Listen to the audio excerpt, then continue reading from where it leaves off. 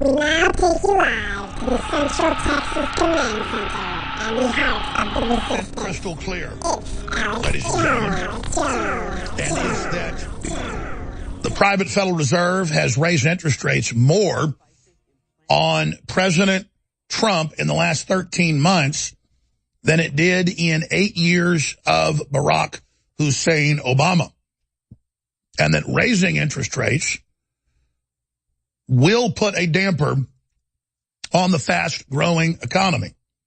And, of course, the stock market being a major engine of that economy when it's coupled with a reindustrialization, retooling, and, of course, rebuild of the infrastructure, all of which we are in a headlong assault right now against the globalist to try to turn the republic back on before it's too late.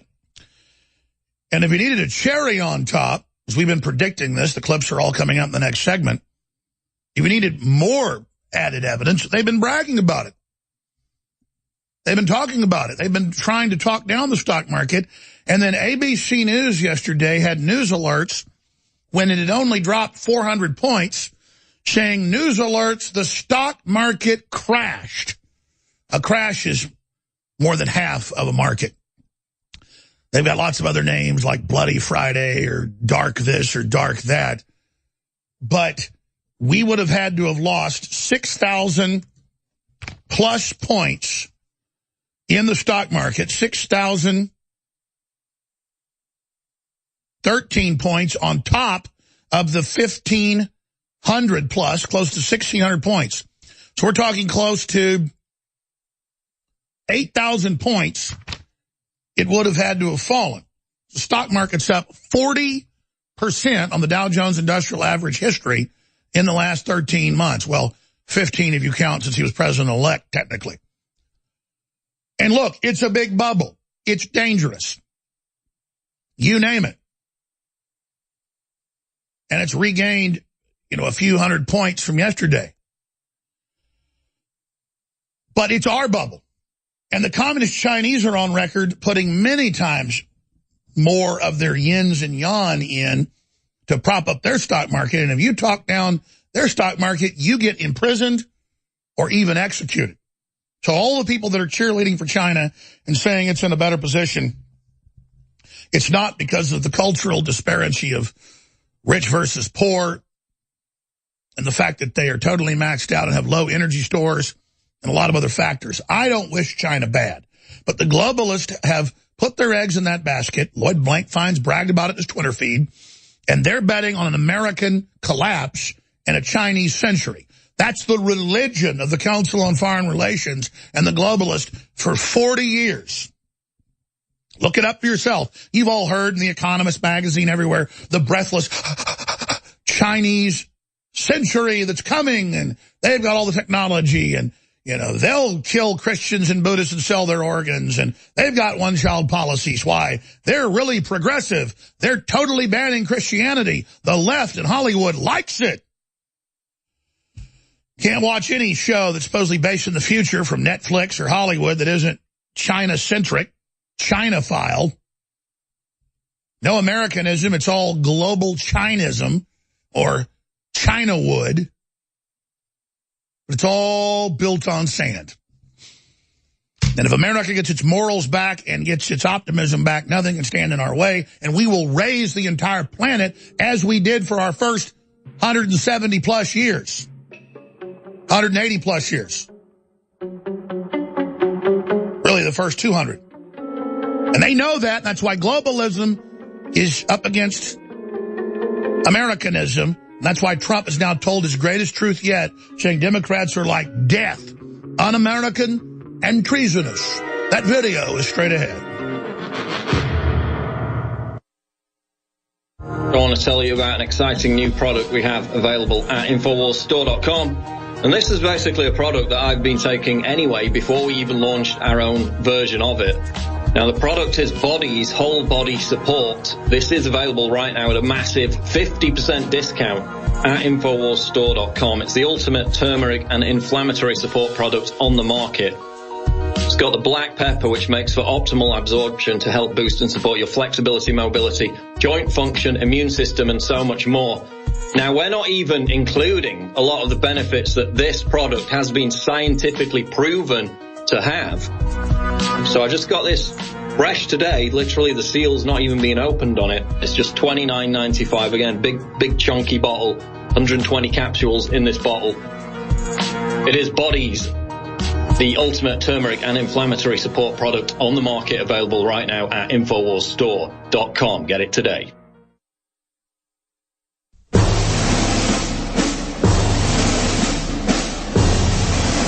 You are listening to an InfoWars.com frontline report. If you are receiving this transmission, you are the resistance.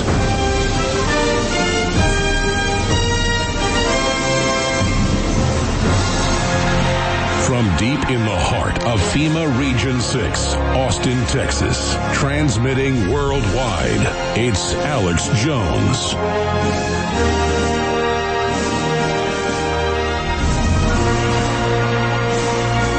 And it's tomorrow's news today.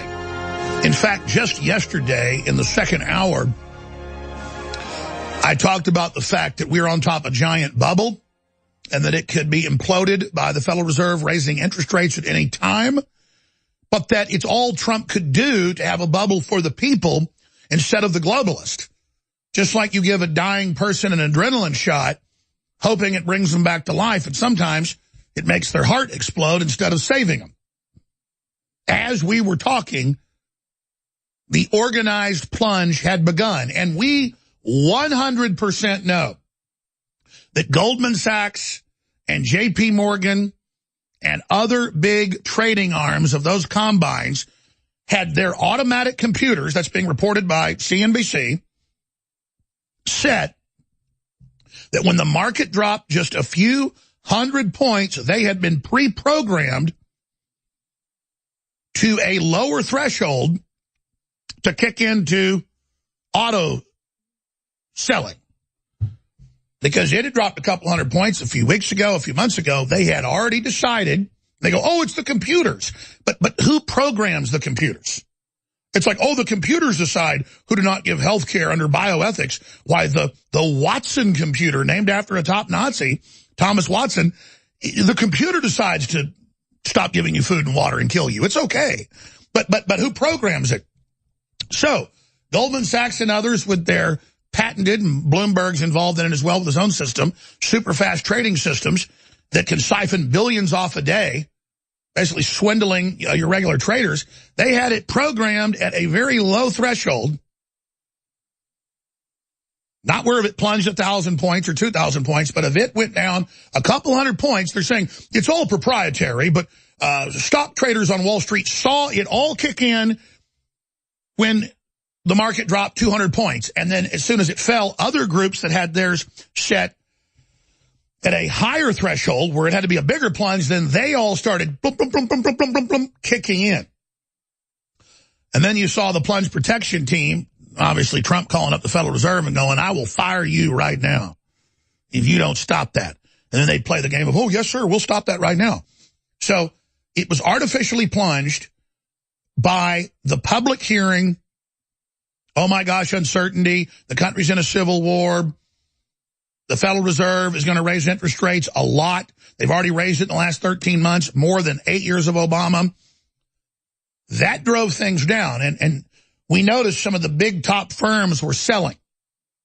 Some of the top Apple guys, some of the top Amazon guys, some of the top Facebook people. They were all selling the hour before, just enough to start the dip.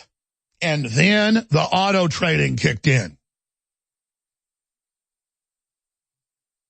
So last week, what did we say about them raising interest rates yet again? And saying that they need to go up even more. We said that could kill the market. And everybody else that does research said that.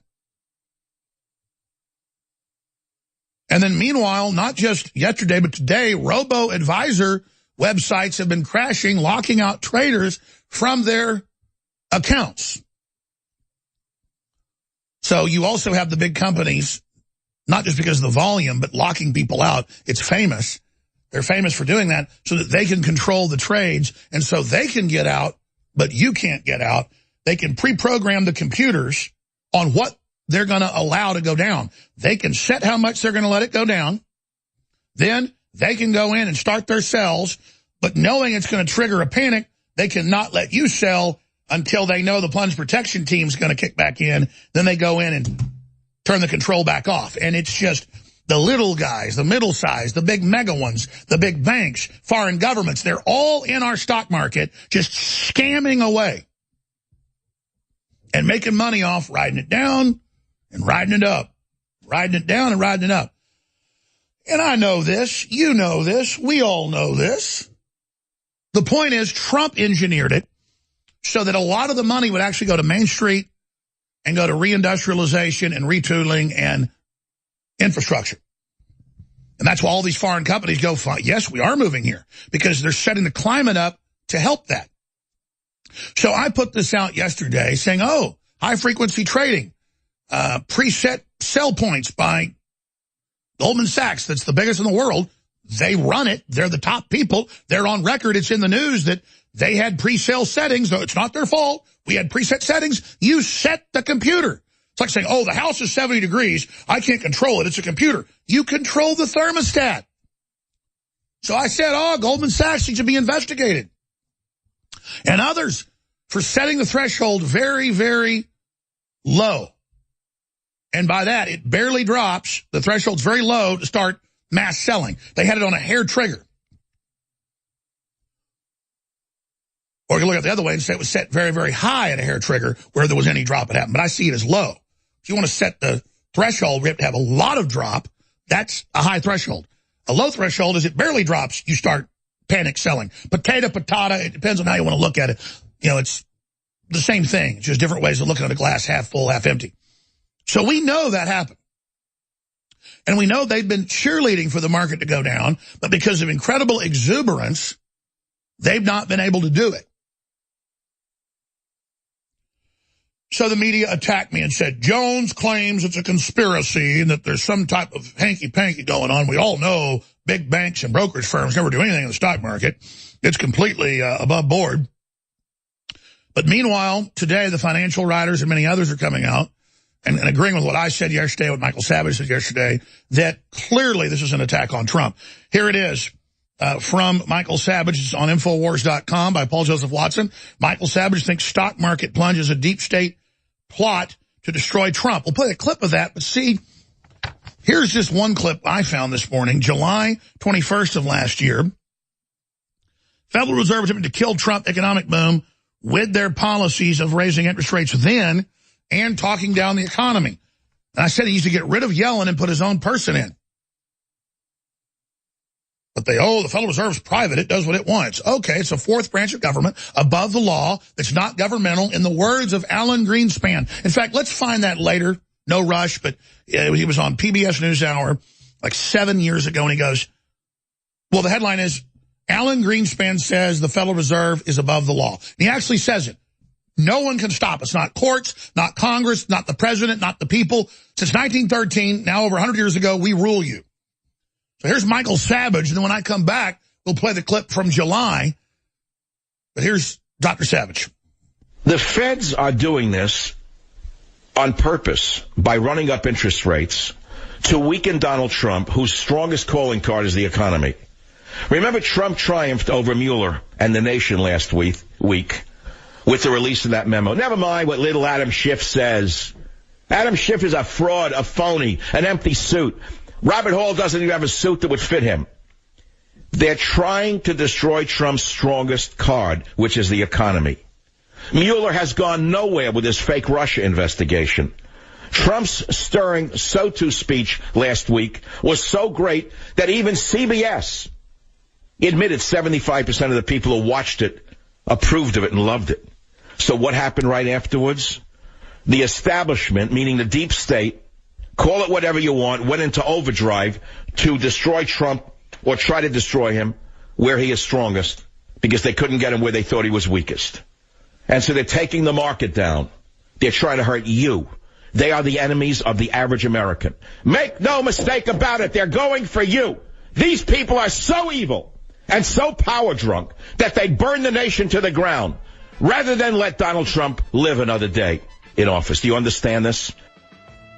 Absolute, pure truth. 100% truth. Crystallized in a minute and a half, as only Dr. Savage can do it. And we're going to lay out all the proof. And now we predicted it and laid it all out on the other side. And they've bragged about doing this as well. Because remember, they're just going to buy it up when it's low and jack it back up later. But it hurts you and the economy. We'll be back. Stay with us. Jones. We're going to be here for the next 3.5 hours. And, of course, the War Room's coming up with Owen Schroyer as well. We are witnessing premeditated, committed economic warfare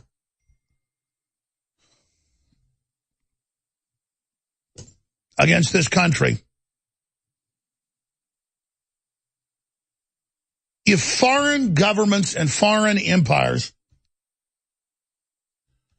are willing to take over countries and burn down whole cities and bomb entire nations for power and control, would they be willing to assassinate a president? Would they be willing to start a race war? Would they be willing to try to tank a stock market to kill a recovery when their whole global system is based on bringing down the nation state? Well, the answer is they wouldn't be willing. They would be committed to that, and they would be carrying exactly that out. And that's what's happened. And they think you're stupid. The private, run-for-profit Federal Reserve has raised interest rates more on President Trump and the American people in the last 13 months than it did in the entirety of 8 years of Barack Hussein Obama. They gave low interest rates to the establishment, but banks didn't give low interest rates to the citizens. Trump has instructed the banks to do so. The Federal Reserve has been bucking him, but many regional and national banks have been loaning, and that's why you've seen record new small company expansions and startups that we've ever seen. Now even better than Ronald Reagan. So they've already raised it a bunch. Now they're raising it 3 more times in 2018. They announced that last Friday. And on the next trading day, the stock market fell thousands of points before rebounding a couple hundred points. And then I get up here on air and I talk about it, and mainstream media says it's a conspiracy theory because they think you're stupid. You've seen CNBC, you've seen MSNBC, you've seen the New York Times, all talk down the market, all talk down the low unemployment. CNN, all of them tell you that the economy really isn't good and that it's underlying bad and that it's all going to explode. It's all a big bubble. They've been living off the bubble for themselves and not letting you have any of the bubble. They've gotten even richer under Trump the last year. Bezos has made $20-something billion. But you notice he's been selling a lot of it and buying Whole Foods and buying newspapers and buying factories and buying. In fact, the headline was last week, Bezos bought more last week than he bought the previous year. The headline was, I saw a bunch of headlines, Bezos buying everything.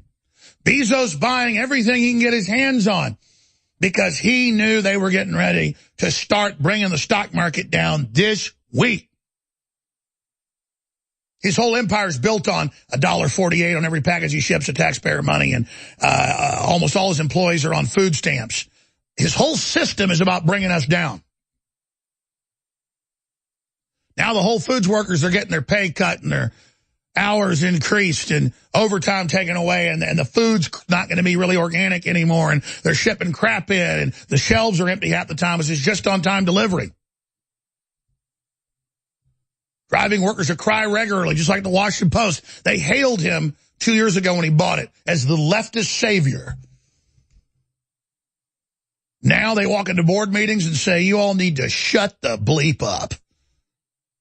You're going to get your pay cut. A lot of you are going to be out on the street. Phase 1, we come in, we tell you everything's great. Phase 2, we gang rape you. Because I'm Bezos. I'm in league with Apple that's got the slave factories. But I'm trendy, and that's all that matters. As long as you act trendy, everything is A-OK. So you could see them all maneuvering last week, selling at the peak. And then, bloop, on Monday, ha, ha, ha. And then they're going to panic everything further and tell Trump, you don't start working with us and rolling over. We're going to do the one thing you don't want, and that's destroy America. Well, guess what? They're going to do it anyways. So, let's go out to break here with a clip. Federal Reserve attempting to kill Trump economic recovery. This was the 6-month anniversary of Trump being sworn in. And here is my warning that came exactly true. And, of course, we have them even admitting they're doing this. But in a mind game, then when you say something, they go, oh, no, we didn't do that. Here it is.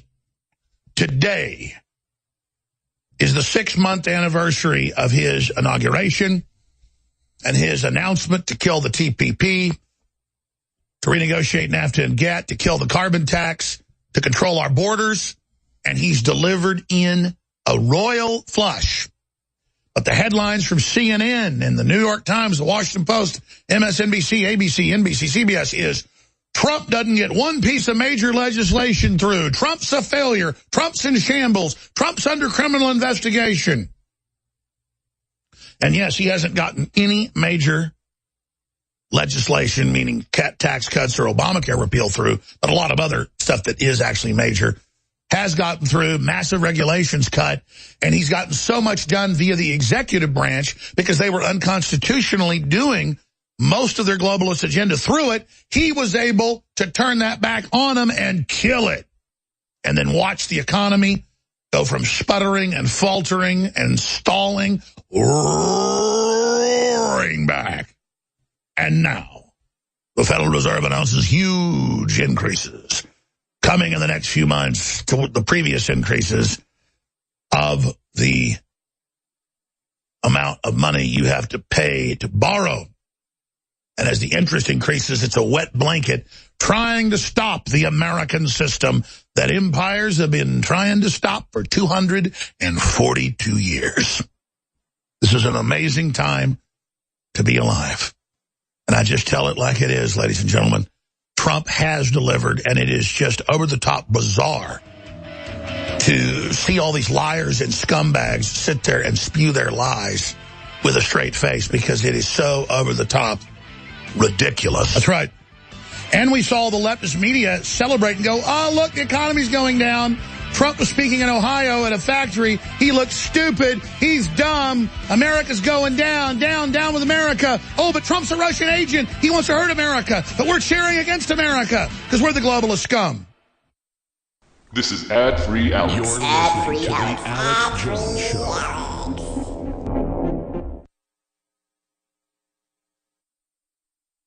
So again, all of that is up on Infowars.com and Newswars.com as we speak. Now, let's get into President Trump's greatest truth yet. Because as the criminality of the globalists comes out, President Trump is really taking the gloves off with these people that believe they've captured America once and for good and that believe that the huge populist free market awakening is only a death struggle, a death agony that the vampires will be able to sit on if enough of them sit on us like Lilliputians and keep us from getting back on our feet. But we have gotten back on our feet, and as more Americans wake up to that fact, we will reverse the trends that they have been engaged in. So, Trump's biggest truth yet, Democrats are like death, un-American, and treasonous. We're going to go to that clip in a moment. Trump turns up the heat on un-American Dems, silent during State of the Union. Can we call that treason? It certainly shows they're out to get the country. The MSNBC said You can't have churches and you can't have family. We took that away from you.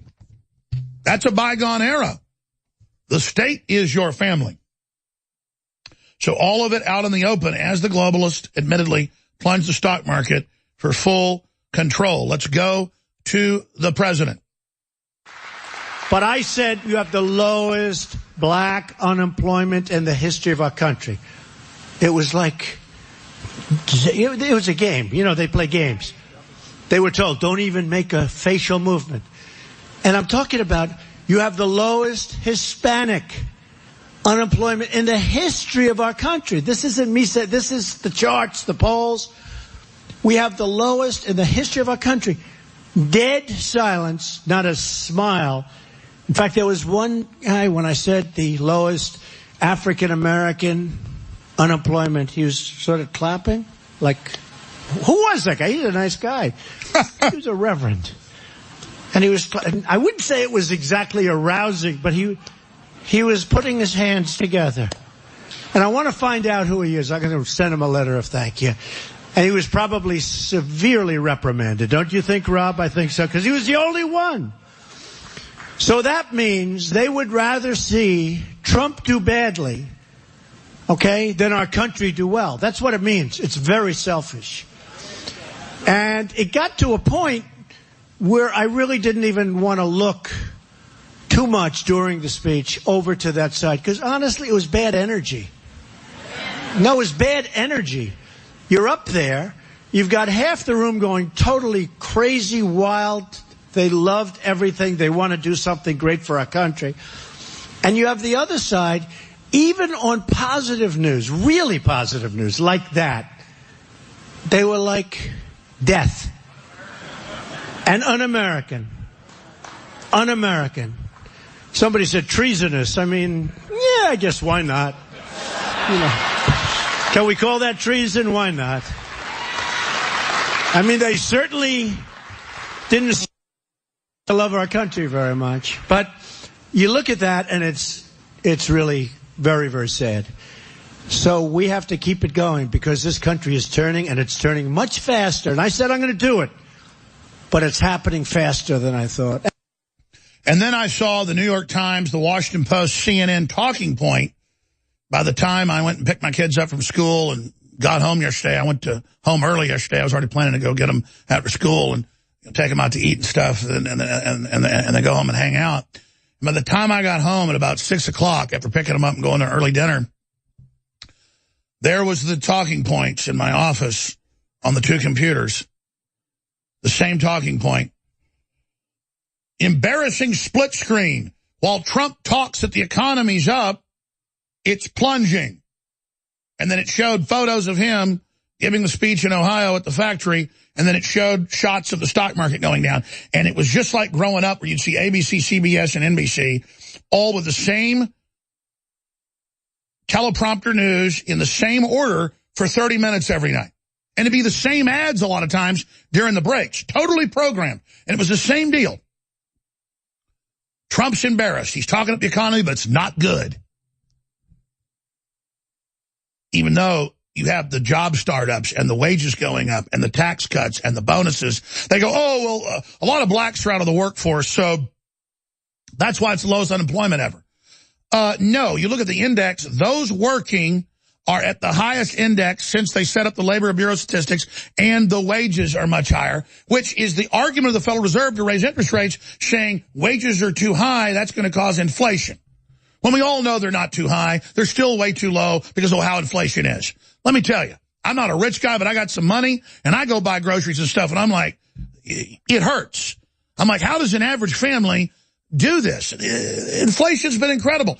Trump's going, well, we're in inflation because of globalism. Might as well give them pay raises. At least they can buy some more stuff, because he's damned if he does. He's damned if he doesn't. And it made me really angry, because then I said, okay, they're not all rooting against the economy. And I kept looking and looking and remembering back how they kept saying, oh, the stock market's going to go down. Oh, these factory jobs aren't going to come back. Oh, you'll never get to 3% growth rate. And it's just how they're squatting on this country, trying to hold us down, while they cheerlead and say the Chinese century's here, and China's invincible, and China's unstoppable, and it's the future. Let me tell you something. Paul Watson was married to a Chinese lady for about 5 years. Nice lady. I met her a couple times. Nice lady. But the point is that he went over there many times to hang out with her family. And he said even in the wealthy areas, even the rural areas, just black smog comes by and hits you in the face. And that's why they wear masks. And there's incredible corruption. There'll be dead bodies just rotting on the side of the road. And and people crapping on the side of the street. And no one helps you if you get hurt. And they sell political dissidents organs because their crime is secretly having a church or secretly, doing feng shui or any type of other, that's Japanese, any type of Buddhist operation. It's just crazy. And the left doesn't say a word about it now. They don't care. It's no big deal. But Trump's really starting to become himself now behind the scenes. I told you he likes Christianity because the energy, he feels the spirit of it. And you heard him, the energy was really bad over there. The energy over here was really great. That's what Trump's really all about, is energy. And he doesn't like seeing poor, starving, dumb people. He doesn't like seeing no opportunity. He likes seeing people working hard, being empowered, being successful. And that spirit of Trump is antithetical to the globalists. It's the opposite of who they are. All right, we're going to go to break. I'm going to come back and get into huge news. Where did you hear first that the real crimes committed at the Justice Department were paying off their family members at Fusion GPS? Congress talked about it last night. When we come back, I'm going to read the news, and then I'm going to give you from December of last year, 3 months ago, where I said it was the key to everything. Just pointing out why they hate us, why they say we're the #1 enemy to be shut down in congressional hearings, why Google internally says it, why foreign governments want to shut down, why the communist Chinese openly want to shut down, because we got their number.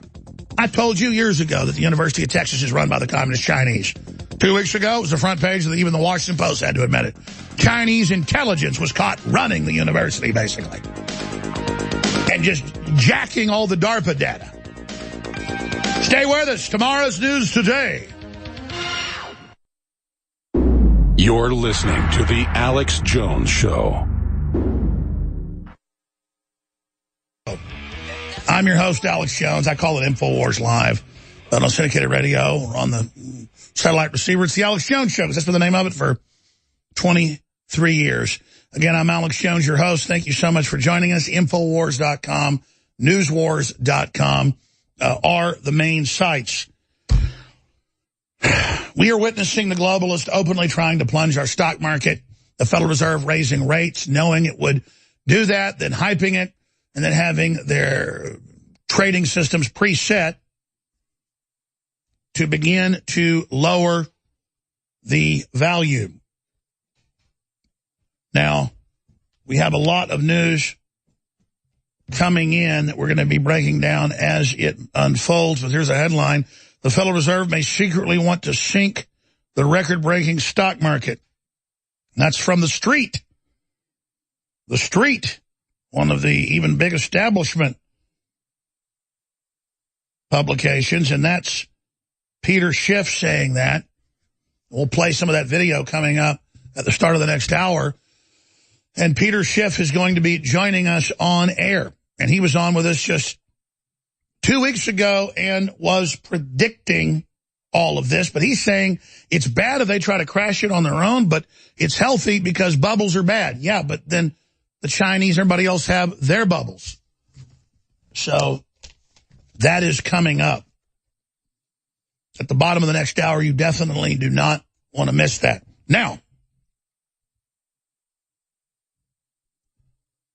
I want to get to the latest that is unfolding with the whole situation with Mueller and the ridiculous Russian probe and all the rest of it, and the media trying to say, the controlled corporate press trying to say it's treason if you even expose the fact that they've got fraudulent evidence and are engaged in fraud, and they're trying to feed the public fruit of the poison tree, and that it's all based on lies.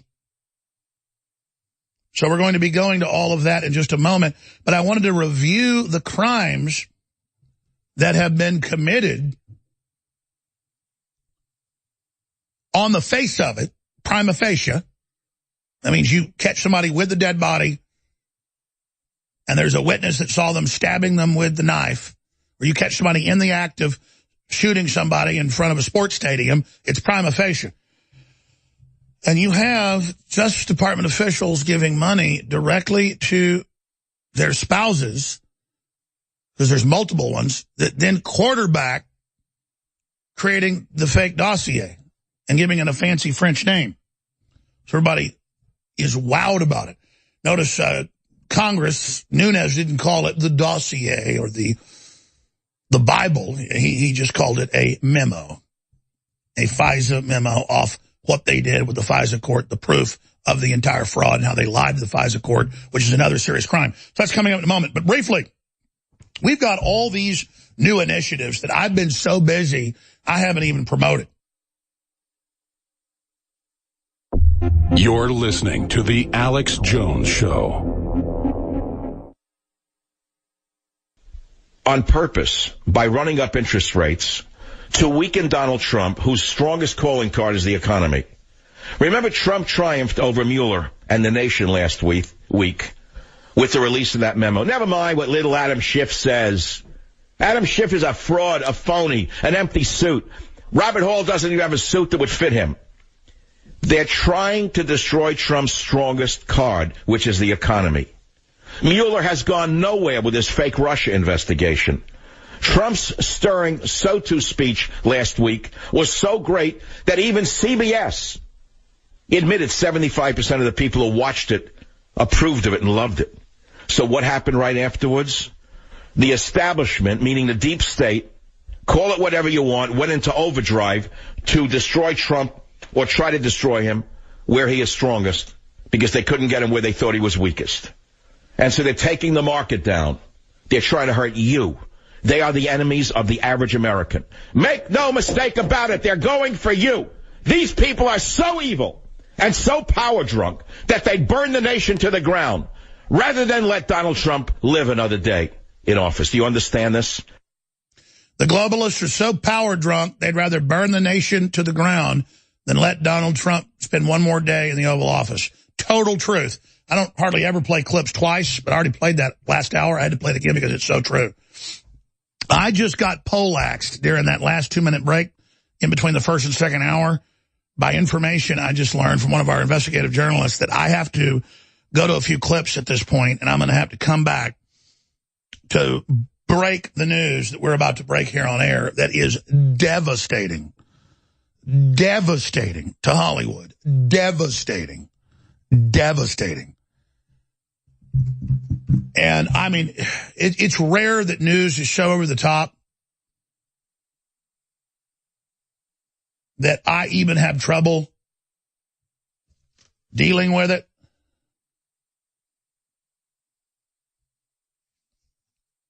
It's just these people. It'll be breaking in the next 10 minutes here on air, and then at Infowars.com and Newswars.com. And it makes me sick. But it also is very positive at the same time to be exposing this evil. Let's play a clip back from December 14th where I said Fusion GPS could have been trying to buy access to DOJ with payments to an official's wife. Well, it's kind of the reverse. That's what Judicial Watch and that's what Daily Caller's saying. It's this all one group. She went to work there, and then the money was paid. Yes, to her, to Orr. That's how Orr made the payment to his wife, to himself. And then it's all one big incestuous relationship. So, yes, that's true. But it goes both ways. So here's a clip of where I broke that down. Then we'll go to break and come back. And then I'll try to compose myself. Stay with us. Then, of course, they had the hearings yesterday on Wednesday where he's in the meeting quarterbacking how to bring down Trump during the election and saying, don't panic, we're going to defeat him.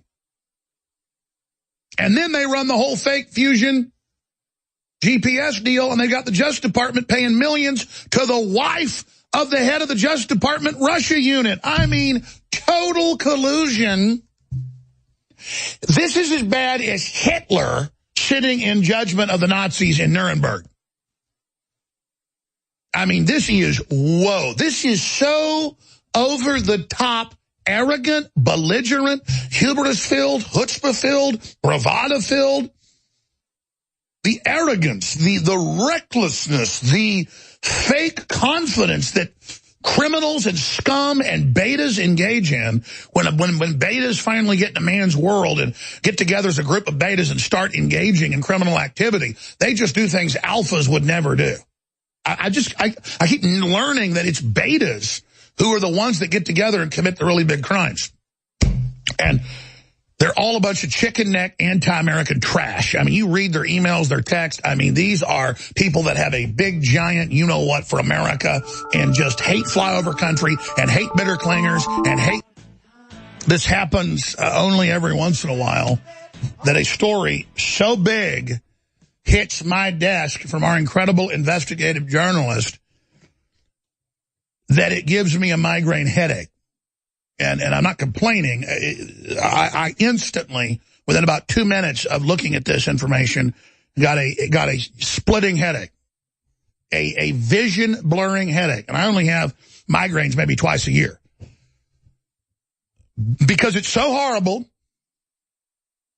and because it just confirms everything, you think I'd be jumping up and down happy. No, I'm not happy. And then I already had a stack of news on this subject to hit today. And I'm being persecuted by these people behind the scenes, and I can't get into it yet. And I'm not complaining. It's just we're right about this. And they're not going to give us quarter. For folks that aren't into old-fashioned history, quarter means you get in a fight with somebody, it's to the death. They're not going away. They're not stopping. And they really are as bad as we thought they were. In fact, they're worse. So I'm not ready to go to this at this point. And we are going over it to remove some of the profanities in it. And then I'm going to air it in the next segment.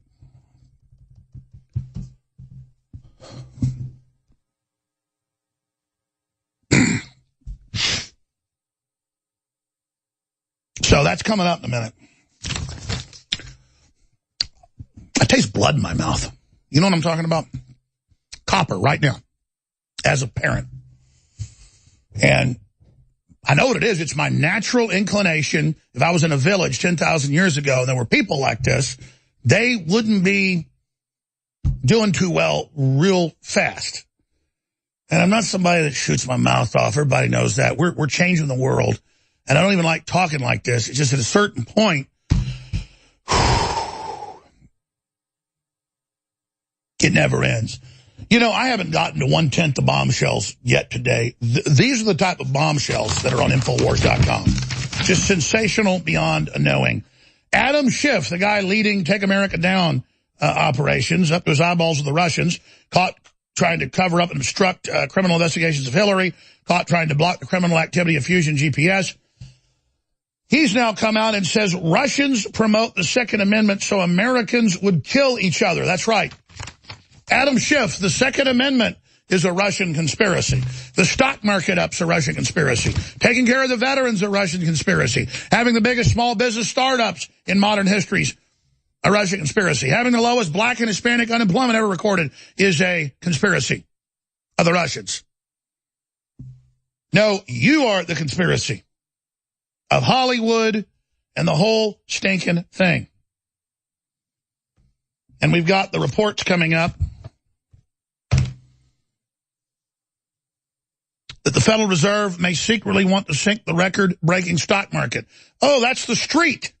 I said that last night. And now you got CNBC and everybody else saying it. We're going to play that video when Schiff comes on with us at the bottom of the hour. And again, I just keep showing you how we say it first, and that's why they fear us and why they hate us. Because I'm not a follower.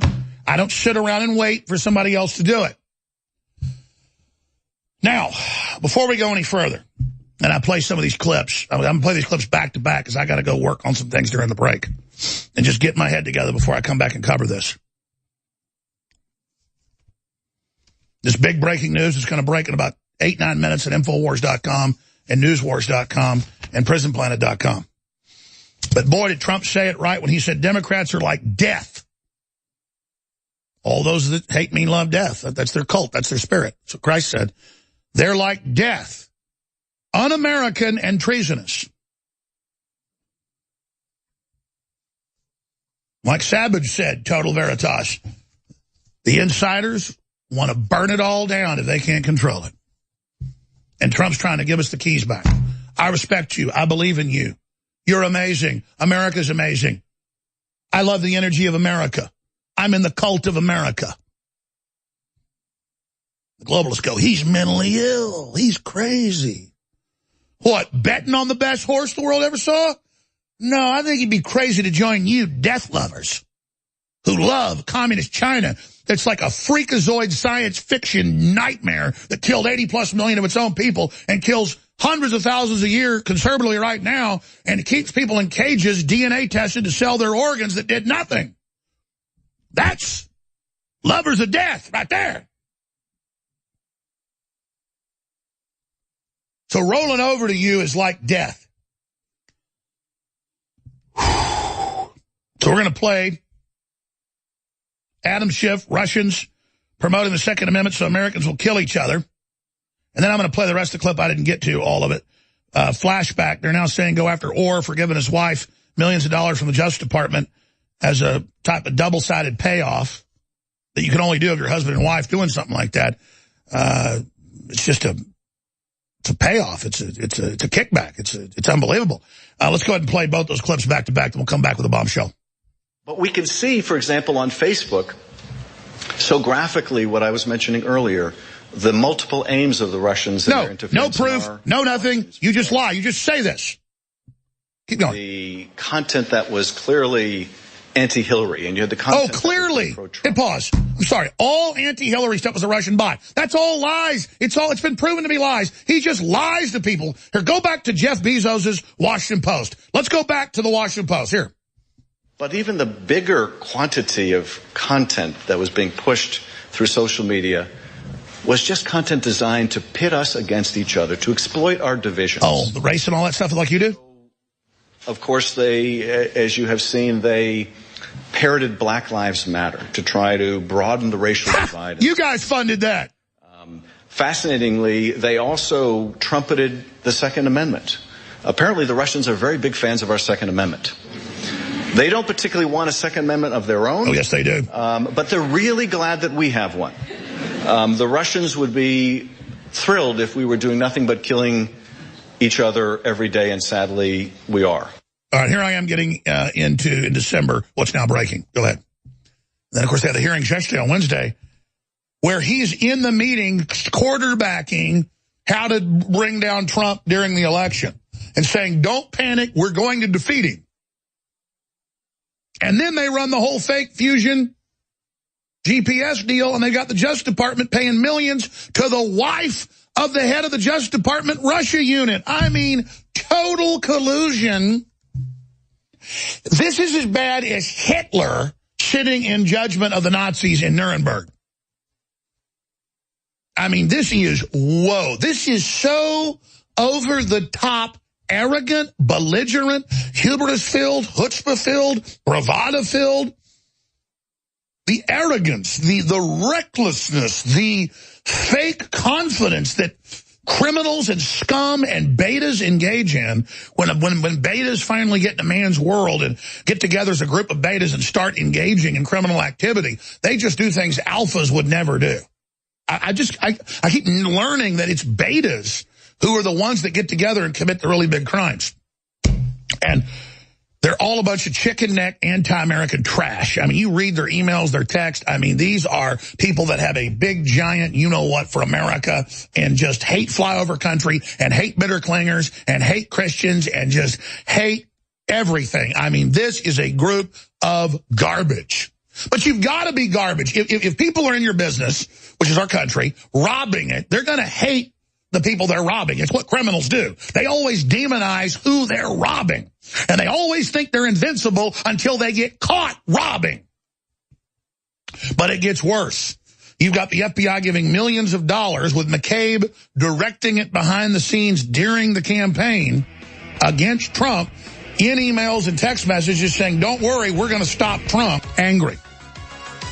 In fact, it makes me taste copper in my mouth, and that happens very, very rarely unless I get mad at a very deep, fundamental level. And then I ask myself, why did this piece of news trigger me so hard? Well, you're about to learn for yourself.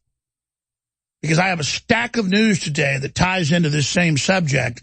And then when I listened to what this individual had to say and read the transcript as well, in the Kit Daniels article on Infowars.com and Newswars.com, it was so sickening to hear how he was talking. And I'm talking about Quentin Tarantino defended Roman Polanski's pedophilic rape of a drugged 13-year-old girl and said sex with a 13-year-old girl isn't rape. And he was, of course, best buddies with Weinstein. And the two partied together for years, and he financed almost all of his race-baiting sex war films.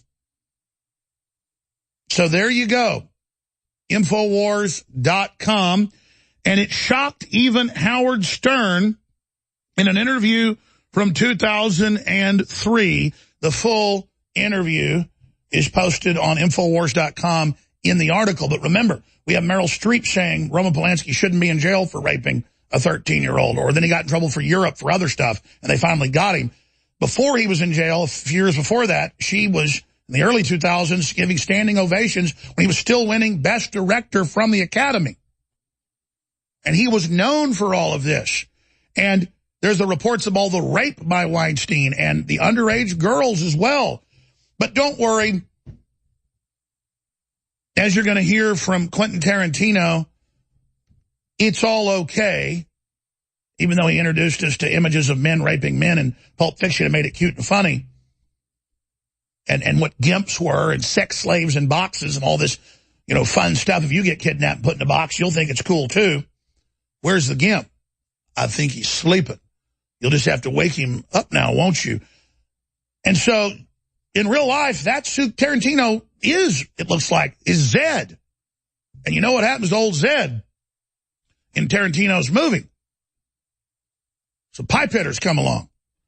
So here we are, ladies and gentlemen, with him saying, oh, she was 13. It was consensual. Oh, because she was drugged up, kind of like a 20-year-old woman, you drug her up? So here they are pushing this whole movement, and he's got Uma Thurman coming out, who knew about all this forever, too.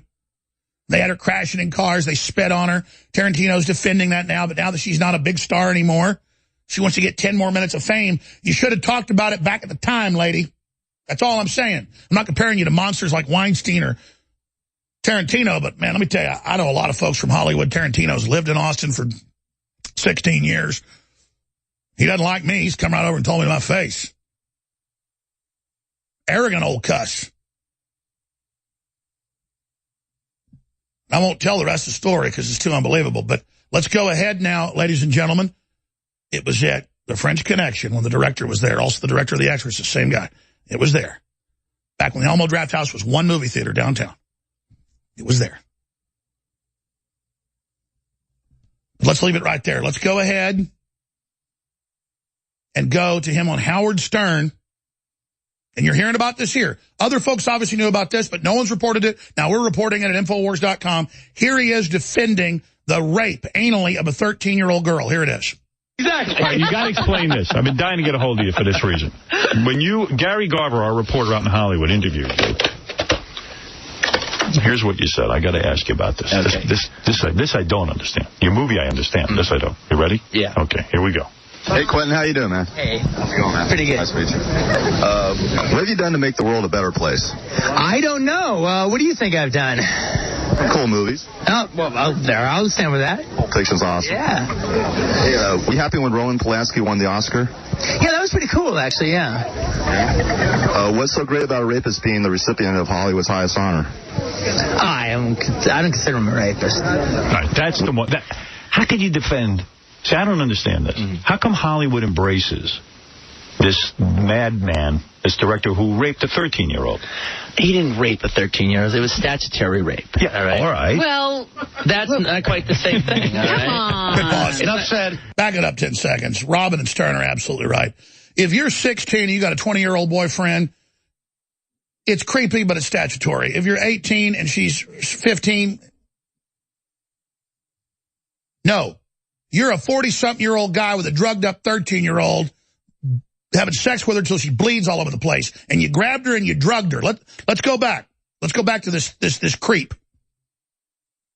This madman, this director who raped a 13-year-old.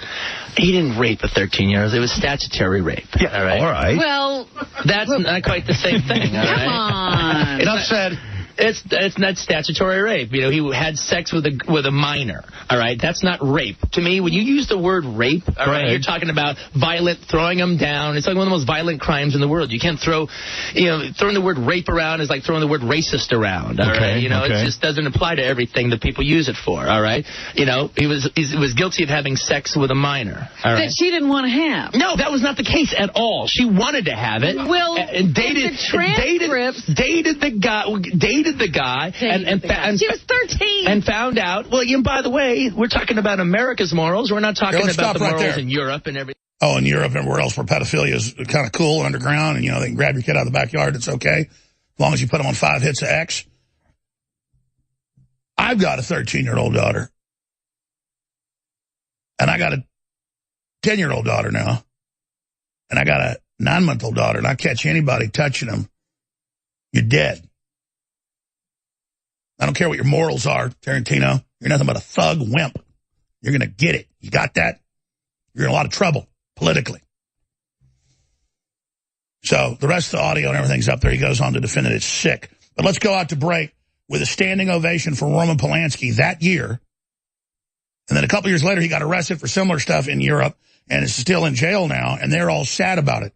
These are the same people. She says, in Kramer versus Kramer, famous actor slapped her too hard. She'd agreed it was part of the acting, and she says she's traumatized to cover up for what she is, an enabler, just like Oprah Winfrey. Let's go to the tape. Goes for Roman Polanski, for the pianist. And all of them stand up. Harrison Ford. This looks like a total nerd twit.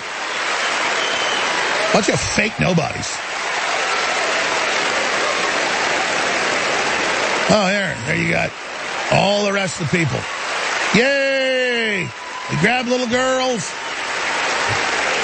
and we drug them up, and we rape them.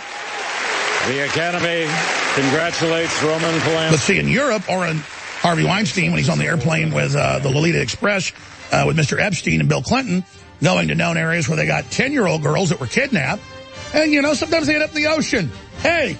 It's consensual. It's not rape when you kidnap kids and take them to an island to be slaves. Or you take them to some sheik's harem, all right? Chaining little girls up and raping them for years so you blow their heads off. It's no big deal. We'll be right back. Stay with us.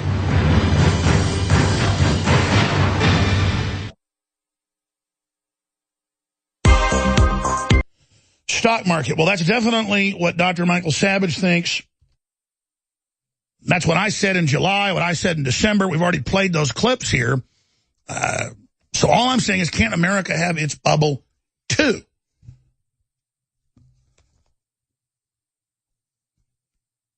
Going back now to the man who back on January 19th of this year predicted here on this broadcast that it was imminent, a major stock market correction of multi-thousand points. No need to go play the clip. Many of you heard it.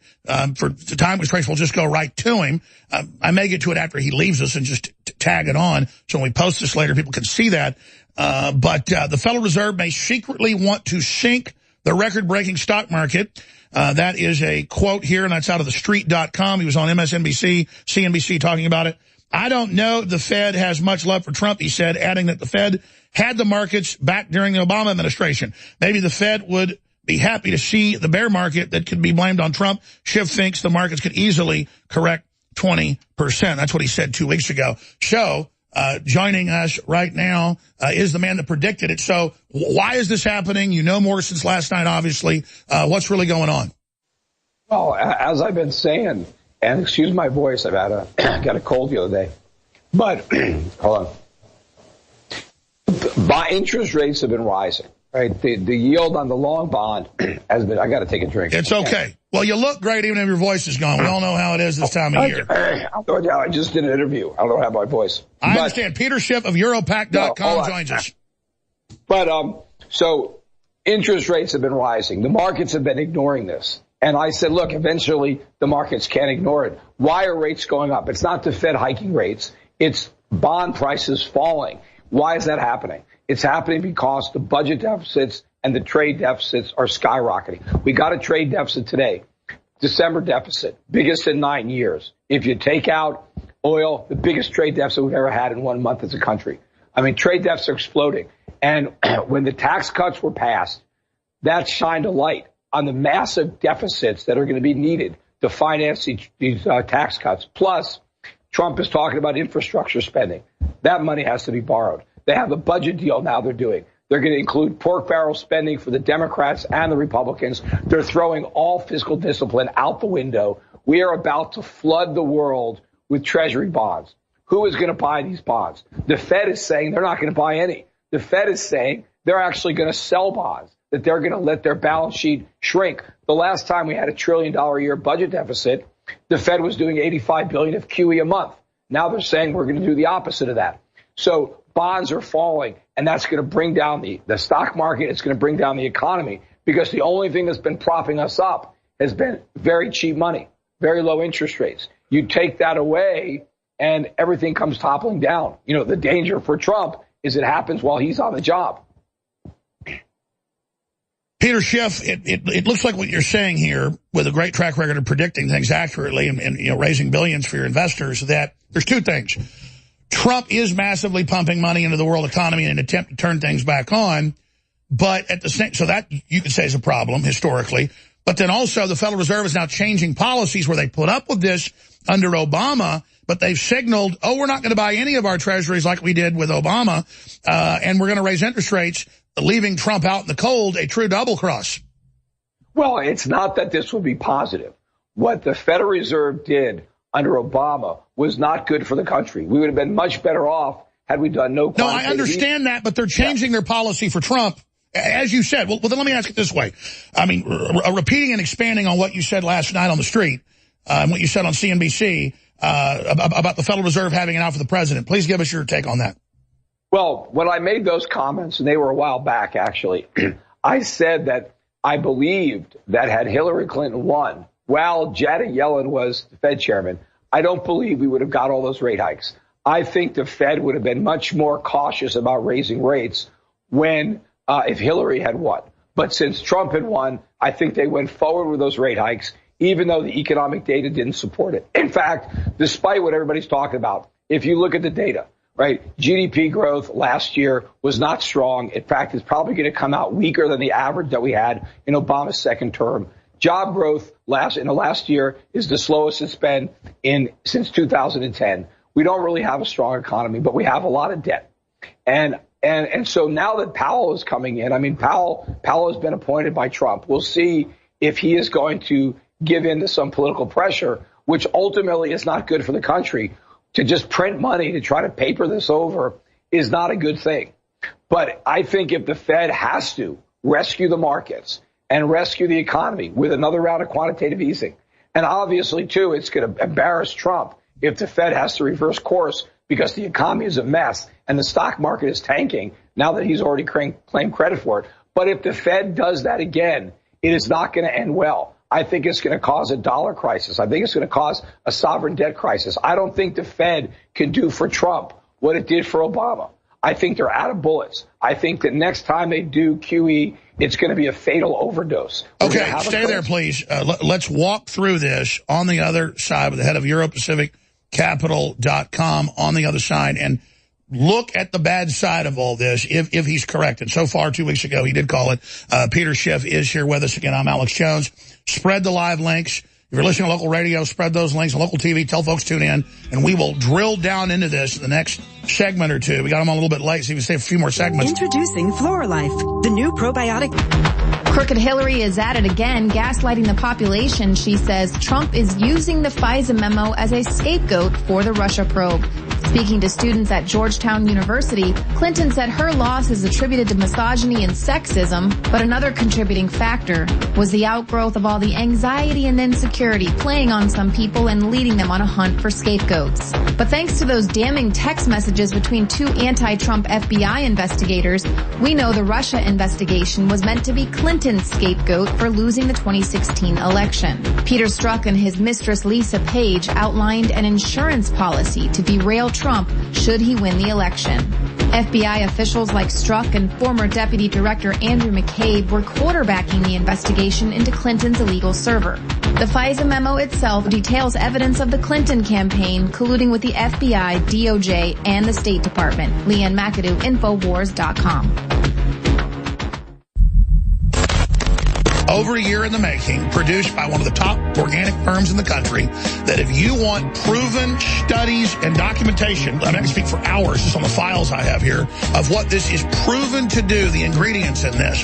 This is the ultimate immune system boost for this time of year, any time of the year. But Immune Wall is incredible. And folks, other formulas that aren't even as good are $70, $80. It's a great deal at $39. Immune Wall, beta-glucans, olive leaf, and so much more.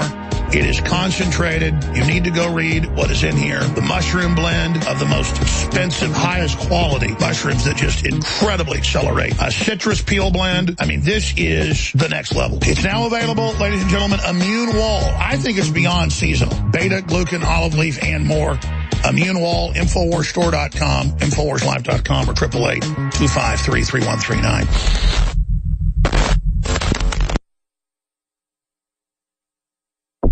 You're listening to The Alex Jones Show. My thinking, I know they propped up the stock market and gave the elites all this free interest money and did all this for 8 years. They plunged the market, right whenever the election was happening to get Obama in 2008. Schiff had predicted all that. And then I'm just wanting America to have a chance. I know China's got big bubbles. Europe has bubbles. And I get what Schiff's fundamentally saying is accurate. All I'm saying is, what is the alternative? Well, we're going to talk about that some with him in a moment. And he's right. He said this back in September, but they were re-airing it last night. Drudge had it up, so I was taking it as if he said it about last night. He was predicting it back on September 19th. So let's go ahead and play a clip from that interview that's up on Infowars.com, the full 9-minute interview. Here's about a minute and a half, and then we'll actually go to Mr. Schiff to break down what happened yesterday, what's happening now, what he sees about to happen. Here it is. The Fed wouldn't let the market go down when Obama was president. They certainly didn't want it to go down before the election because they wanted to put Hillary Clinton into the Oval Office after Obama. So they had the markets back. There was this put. But what if the put expired with Donald Trump? I don't know if the Fed has much love for Trump. And now that Trump has put his brand on this stock market and this economy, maybe the Fed is happy to allow a bear market that can be blamed on Trump. You're calling the Fed political, which is certainly a valid argument. A lot of people are saying that. But the Fed also had a recession in 2009 to deal with. So they needed those stimulative measures then to deal with that. Well, I have no doubt that they will come back with the same stimulus once this recession is fully underway and blamed on President Trump, even though it's not his fault. It's simply the mess that he inherited from Obama. But the Fed did not have to do the type of economic stimulus that it did in 2009, 2010. That's why the economy never healed. That's why we're in worse trouble today than we were back then. And remember, the Federal Reserve created the housing bubble. They're the reason we had a financial crisis. It was their economic policy that began early in the Bush era. When we bursted the Dodge. All right, now let's go to Mr. Schiff himself. That, again, is from late last year. But it sounds like you've soured some to Trump. You're saying he's kind of jumped on the bandwagon here, and that he's basically repeating what happened before. But the Federal Reserve, it looks like, is ready to abandon him, unlike Obama. Well, first of all, just recently, I was talking about an 87-style stock market crash. I in my own podcast on Friday, I said, will Black Monday come early this year? Because I was comparing this year to 1987. Because what happened in 87 is we had soaring trade deficit and budget deficits that were pushing down the dollar and up interest rates. And that led to the stock market crash. So More recently, I've been worried about a big drop in the dollar. You called it 2 weeks ago here to interrupt. Yeah. I mean, you said a Black Monday 2 weeks ago. But in answer to your question, I mean, what can Trump do rather than blow a bigger bubble? We can have real economic growth. He can make America great again. We can have real prosperity. That is possible. But first, we have to clean up the mess. The problem is Trump is trying to make the mess look like legitimate recovery. When he was a candidate, he was dead on accurate when he said the unemployment numbers were a myth. They were a hoax. Well, now he's perpetrating the same hoax.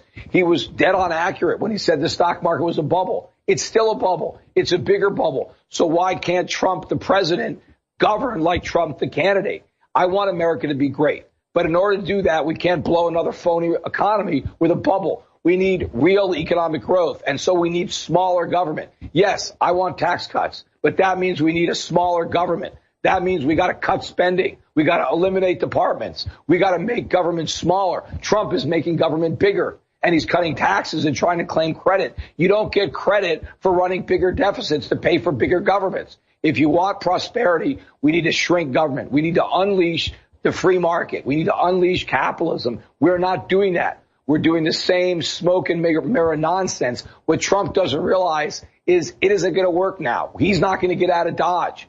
He's going to be a one-termer with this, and he's going to pave a way for a socialist in 2021 with both houses of Congress. They're going to blame all of this on capitalism, on the tax cuts, on deregulation. This is not what's causing it, but it's going to be what's going to get the blame. So Trump should be doing the real things that need to be done. If he's going to get blamed for something, let's get blamed for doing the right thing, because doing the right thing means some short-term pain. But you know what? We got to suck it up. You know, no pain, no gain. There's a lot to be gained if we take constructive pain, if we let this phony economy, implode so we can replace it with something lasting and something real. And I have confidence in the free market system and in Americans that if the government got out of the way, we could rebuild this country. And that's what people elected Trump to do, not to blow an even bigger bubble. But if the economy would have imploded during a correction and then obviously come back stronger after, as historically it does, they would have been able to impeach him by now when he's trying to bring the republic back, kill political correctness. Culturally, he's doing a lot of things that are more important to me than even money. But I understand what you're saying. Getting just into the technicals then, what do you expect to happen now? You've been pretty accurate. Well, look, I think the stock market is going to be trending lower because I think bond prices are going to keep falling. And eventually bond prices are going to crash and interest rates are going to skyrocket. The only thing that will prevent bond prices from crashing is if the stock market crashes first and the Fed comes to the rescue of the market by admitting that it's not going to keep raising rates, that it's not going to shrink its balance sheet, that it's going to launch QE4. I think the Fed has to sacrifice the dollar to prop everything up, and they may do that. There's going to be a lot of political pressure on the Fed to do just that, but that is a mistake because that is going to kill the dollar. That is going to create a crisis and ultimately a currency crisis, and what that implies for the U.S. economy, the average American, is going to be much more disruptive than a repeat financial crisis. But I think all that can happen before Trump finishes this term. So either way, it's going to be a disaster, and it's not going to be a record that he can run on 4 more years. The Democrats are going to exploit this to blame it on the Republicans, to blame it on Trump, to say, you see what happens when you cut taxes, you see what happens when you cut regulations, even though we haven't really cut that many. And even though the tax cuts don't count because we didn't cut government spending. We just substituted debt for taxation, which is a bad trade. Putting government on a credit card is a more expensive way to pay for it. But all this is going to bite us, just like Obama. Obama became president because everybody blamed the financial crisis on Bush and on capitalism and on deregulation. That's not why. But Bush stood idly by while this bubble inflated around him. And you had all these Republican talking heads who were cheerleading this phony economy. And I was on CNBC and I was on CNN and Fox saying, you guys are making a mistake by singing the praises of this bubble because when it blows up, it's going to come back to bite us.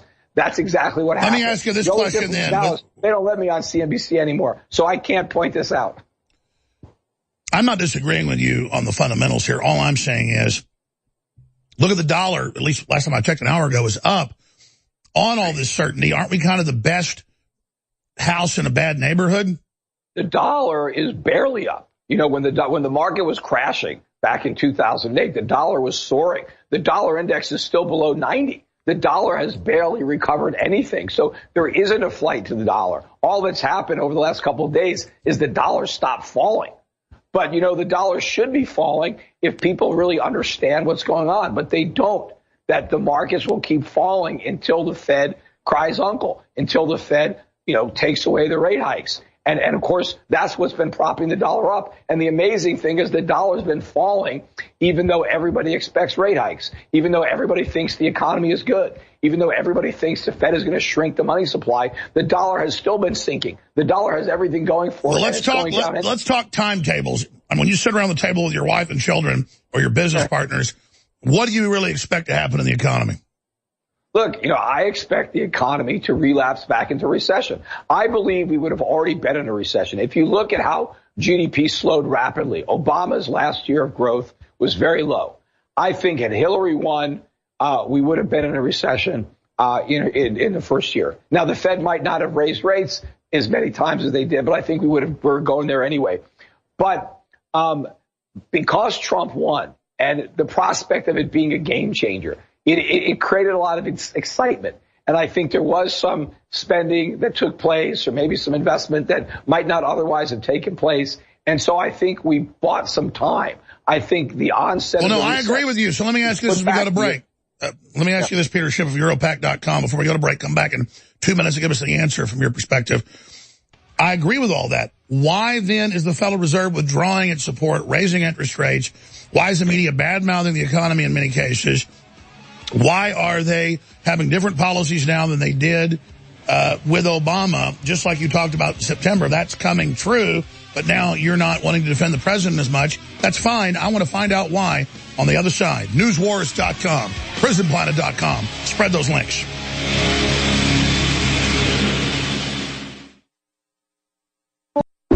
You're listening to The Alex Jones Show. With the activities it's doing, not supporting President Trump like it did Obama. So I was just asking Mr. Schiff why he thinks that's happening and then what that will precipitate. Well, you know, the Fed, I said, they were dragging their feet in raising rates while Obama was president. They talked about raising rates, but at the end of the day, they barely moved them up. Now, the pace of hikes has increased since Trump was elected. But part of the reason for that, I mean, the media is not talking down the economy. If anything, they're overhyping the economy. Everybody's talking about how strong the economy is, how everything is great. Everybody is taking credit for this great economy. The Fed wants to take credit for it. Trump wants to take credit for it. So if everybody's talking about how great the economy is, the Fed doesn't have any excuse if it doesn't raise rates. How can the Fed not raise rates when they're so low if the economy is really this great? So in order to keep up the pretense that the economy is as strong as everybody thinks, the Fed is in this box where it has to raise rates. But, you know, they can't tell the truth that, well, it's really a bubble, and if we raise rates, we're going to prick it. So they're kind of in this bind, and they're still, you know, telegraphing that they're going to raise rates 3 or 4 times this year, and that is the problem. You know, and the market, though, is moving rates up even higher because the deficit is exploding. You see, one of the things that happened under Obama is he inherited a massive deficit from Bush. The deficit skyrocketed in 2008, 2009. And so, you know, after a couple of years, the deficits were slowly falling while Obama was president. Now, they were falling from a very high level, but at least they were going down. All of a sudden, deficits are skyrocketing, and they're about to explode out of control. Yet we have no way to finance them. That is the problem. And so interest rates have no place to go but way up, not just a little up, but much, much higher. And how can we afford to service the debt? Where is the government going to get the money to pay the interest? Let me ask you this then. Can Trump, if you're right, get out of this? Is there a way to get out of this? Because culturally what he's doing is great. No, well, look, the sooner he tells the truth, the better. But, of course, you know, it's going to be hard now, given all the credit he's claimed for what's happened since he was elected, for him to now come clean and say the economy's no good. You know, the stock market's a bubble. You know, I think he got a lot of bad advice. And now, unfortunately, he is the fall guy. There's no way to stop this. And if the Fed under Powell tries to buy Trump some time, I don't think he's going to be able to buy enough. I think the problem is so big that the minute the Fed has to try to solve it, it's going to unleash a much bigger one. But in fairness, you did call this 2 weeks ago. You said it was imminent. But you've been thinking this is going to implode before, though. Well, I didn't think the stock market would, because I thought the Fed would cave. I have expected the Fed to basically backtrack. I thought the Fed was more bluffing, and they haven't shrunk the balance sheet. So I'm right there. They've been talking about it. It hasn't actually happened, but they have raised interest rates several times. They're still posturing as if they're going to keep doing it. And when I saw the big increase in long-term interest rates based on a skyrocketing budget deficit and a skyrocketing trade deficit, I was like, okay, this is it. The market's got to tank. How could the market go up for so many days and ignore all this bad news? I mean, when you see these big increases in interest rates, when you see these deficits, you know that this is a problem. Are you expecting it to plane out for a while and then go down the next month or so, or just keep kind of going down? Well, right now, I think we've done a lot of technical damage. I don't think this market's just going to roar back and make new highs unless the Fed engineers it. But if the Fed's going to continue to posture as if rates are going up and they're going to shrink their balance sheet, then they're going to sell the stock market. And more importantly, they're going to sell the bond market. I know you got to go, but we're back in 60 seconds. Let me ask you one question. How low do you think it'll go then? And then how do we come back out of that if what you're saying is true? Back in 60. Frank in North Carolina, thanks for holding so long. Go ahead. Yeah, Alec, I just have to say something, man. It seems like every time I turn on your broadcast, you're bragging. It just gets old, man. I'm going to shut you down right now, okay? We're taking calls about your nomination. Do you understand they're having congressional hearings trying to shut us down? Do you understand I'm ringing the alarm? If that was happening to anybody else, I'd be freaked out. I mean, what's it going to take? Us being shut down? Is that what you want, Frank? You know what, Alex? Hey, put him on pause again. Hey, Frank, do you understand it's not bragging to say we are the tip of the spear, we're under attack, we need your help? As much begging as I do, we can barely pay the bills and grow in the face of this. I'm not going to just stop growth and let them start pushing us backwards. You understand? I need your help, Frank. I need your help, Frank. Go to InfoWarsStore.com right now and help fund the InfoWars. Do you understand? I need your help, Frank.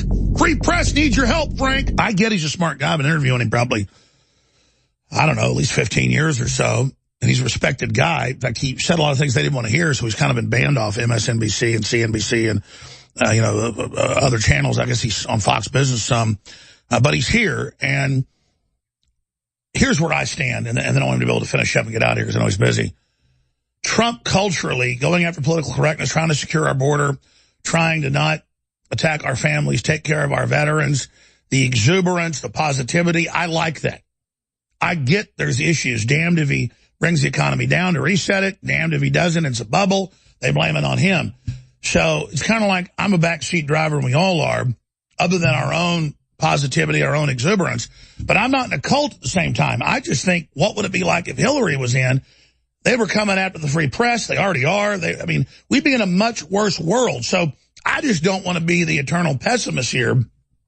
But I've been sitting there every day just waiting to wake up and see the stock market drop a couple thousand points and then precipitate a downward spiral. So if you just joined us during the last segment, he was getting into, is the Fed really going to raise rates? Then it's going to start going down. If they don't, how long can that go? So just finishing up then on what you expect, depending on what the Fed does, this to look like, and some of the time frames there.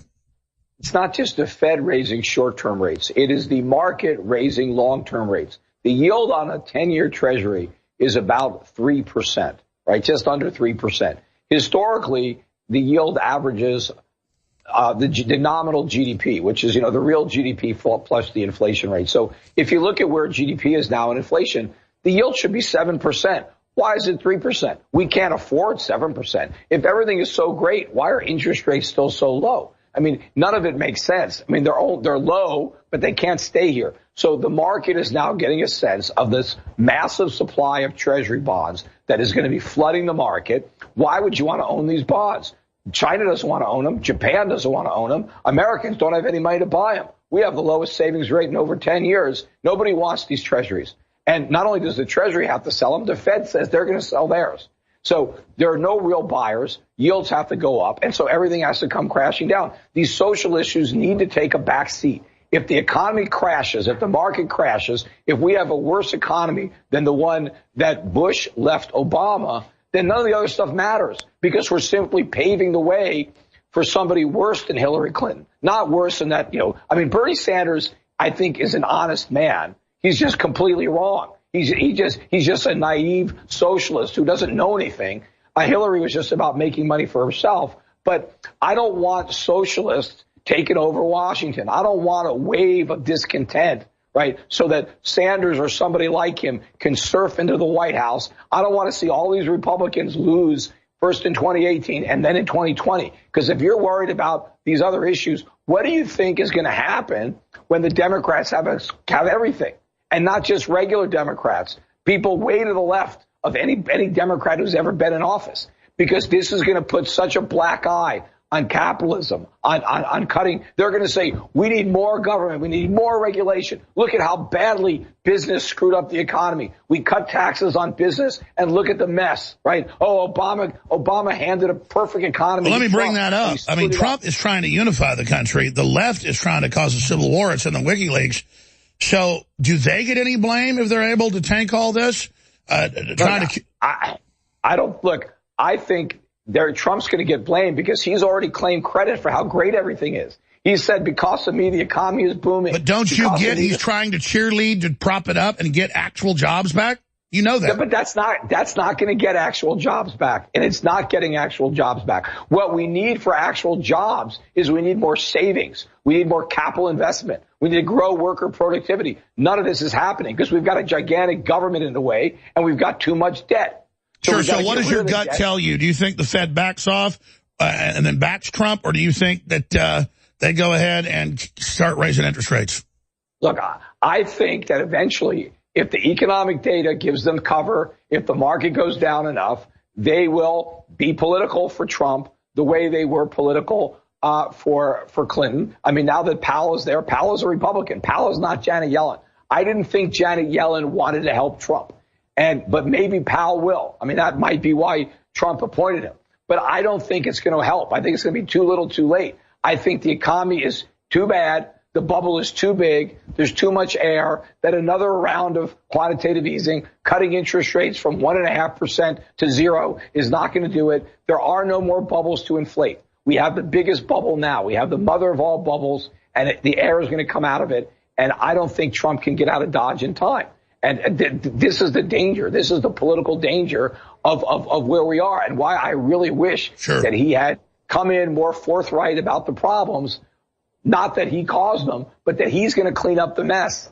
Now, people are going to claim that it's Trump's mess that needs to be cleaned up. But see, his great strength is the optimism. You can also call it his Achilles heel. We'll be watching it together again. But it's false optimism. I don't want to be optimistic that, the ice is sound, and then I go on and I fall through, right? You need to only be optimistic when it's warranted. This false optimism, you promise a lot and you deliver very little. You have so many people that expect so much and they're going to be so disappointed. This is not going to go over well. And so a better approach would have been, a more honest explanation of the problem. And even if that meant one term, it would have been one term that was worth it. It would have been one term where we could do something good, as opposed to just be a stepping stone. All right.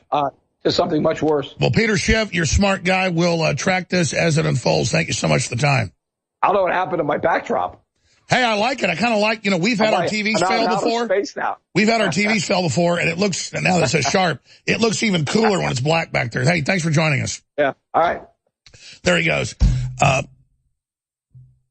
Everything is perspective, and I agree with the fundamentals of what Peter Schiff just said. That's why we have him on. And he's proven very accurate over the years, sometimes predicting things before they happen, but then they end up happening. You look at nationalism, whether it's Brexit or whether it's what's happening in South America or what's happening all over to Europe or what's happening here. This is about nationalism and about taking our countries back and about taking our sovereignty back and about taking our culture back and taking us out of the TPP. Look at the psychology of that photo. of two old folks by themselves in a big stadium, if you're a radio listener. It's an article trying to make it look like, oh, why is nationalism so popular? But then the message is it's old, it's over, it's gone, and nobody is in the bleachers with you. Sometimes a picture is worth 1,000 words, 1,000 words of deception. That was an old couple that showed up hours before Trump showed up to be at the rally. And they got in first. And the photographer was there waiting for it. But again, another deception. So there are a lot of things worth more than money. And I'll say this. We're sitting on top of time bomb, like I said yesterday during the show before the plunge even started. But it's our time bomb. And we're taking control of the system away. They've had the bubble in China, 5, depending on the year, 10 times bigger than ours. It's totally state-run and pumped up. And quite frankly, if they deflate it now, the country will descend into civil war and mass death. They already have thousands of riots a week in China. Like I said, dead bodies rotting on the side of the road. It's easy for it to leverage its power out because it gives nothing to its people. They have no standard of living. They produce a ton and then get nothing. And I've got a stack of articles about, Americans have to learn to have less and all the rest of it. Well, only if the establishment really proves that and then they themselves give up something. But instead, they just get richer and richer and more powerful. It's an argument for feudalism is always, oh, we're saving Mother Earth, going back to Plato, 2,362 years ago, writing Plato's Republic, if memory serves. So again, culturally, Trump's delivering. Spiritually, he's delivering. Energy-wise, he's delivering. Is he stuck between a rock and a hard place? Absolutely. But can that incredible optimism blast our way out? Absolutely. And are they plunging the market right now, controlled, to send him a message? Absolutely. Are we in a war? You're listening to The Alex Jones Show. And it's this. There are different types of wealth. There is physical, monetary wealth. There is genetic wealth, health. There is creativity. There are so many different types of wealth. Time itself is wealth. And the media sets everything up that the stock market is the measure of everything, or how big a piece of property you have is the measure of who you are, or how big your red carpet is, or do you have the biggest house on the hill in the best neighborhood in the best elite area. And then once they get you to that artificial system, they can get you to sell out your principles and your very humanity for these symbols of power that aren't real wealth. And I say that because I like seeing our stock market up. I like seeing record low jobless claims. I like seeing record new small company startups. I like seeing optimism when the globalists have been trying to demoralize the average person, demoralize small companies, demoralize farmers, demoralize ranchers, demoralize small independent groups of people. The world has been in hundreds of years of vertical integration. We were in total vertical integration 550 years ago, before a few hundred years of Renaissance began an explosion of freedom, but still limited. The robber barons, the last 200 years, struck back. They lost some places, like 1776, but we just became what we were fighting within 100 years. Look at the jungle. Look at the tomes that were written at that time of what was happening. So we positively point out that exuberance, bringing jobs back, bringing factories back, bringing back pro-human economies is a good thing. But then the media says, you didn't really cause that prosperity, or that prosperity isn't really real. They talk out of both sides of their mouth. Obama, you didn't build that business, Obama did. Trump points out removing some regulations, cutting some energy prices has caused a surge. But we were supposed to be going into austerity by now. That's what had openly been said at all the universities, the big think tanks, what Obama gave speeches about in Argentina and Brazil and Nigeria and South Africa and Thailand and you name it. You can't have a car. You can't have air conditioning. That's going to make the earth boil over. But I can. I'm the feudal class. I'm the overlord class that controls the feudalists, that controls the slaves. So take Russia. This is a boiled down gestalt of a historical research I've done, that fades with the mist of memory. But you get the Soviet Union, a enclave of leftist expansion. The public uses total brainwashed slaves to build a technological system to challenge the West and expand, but also make the West expand to face that threat, becoming what it claimed it was fighting.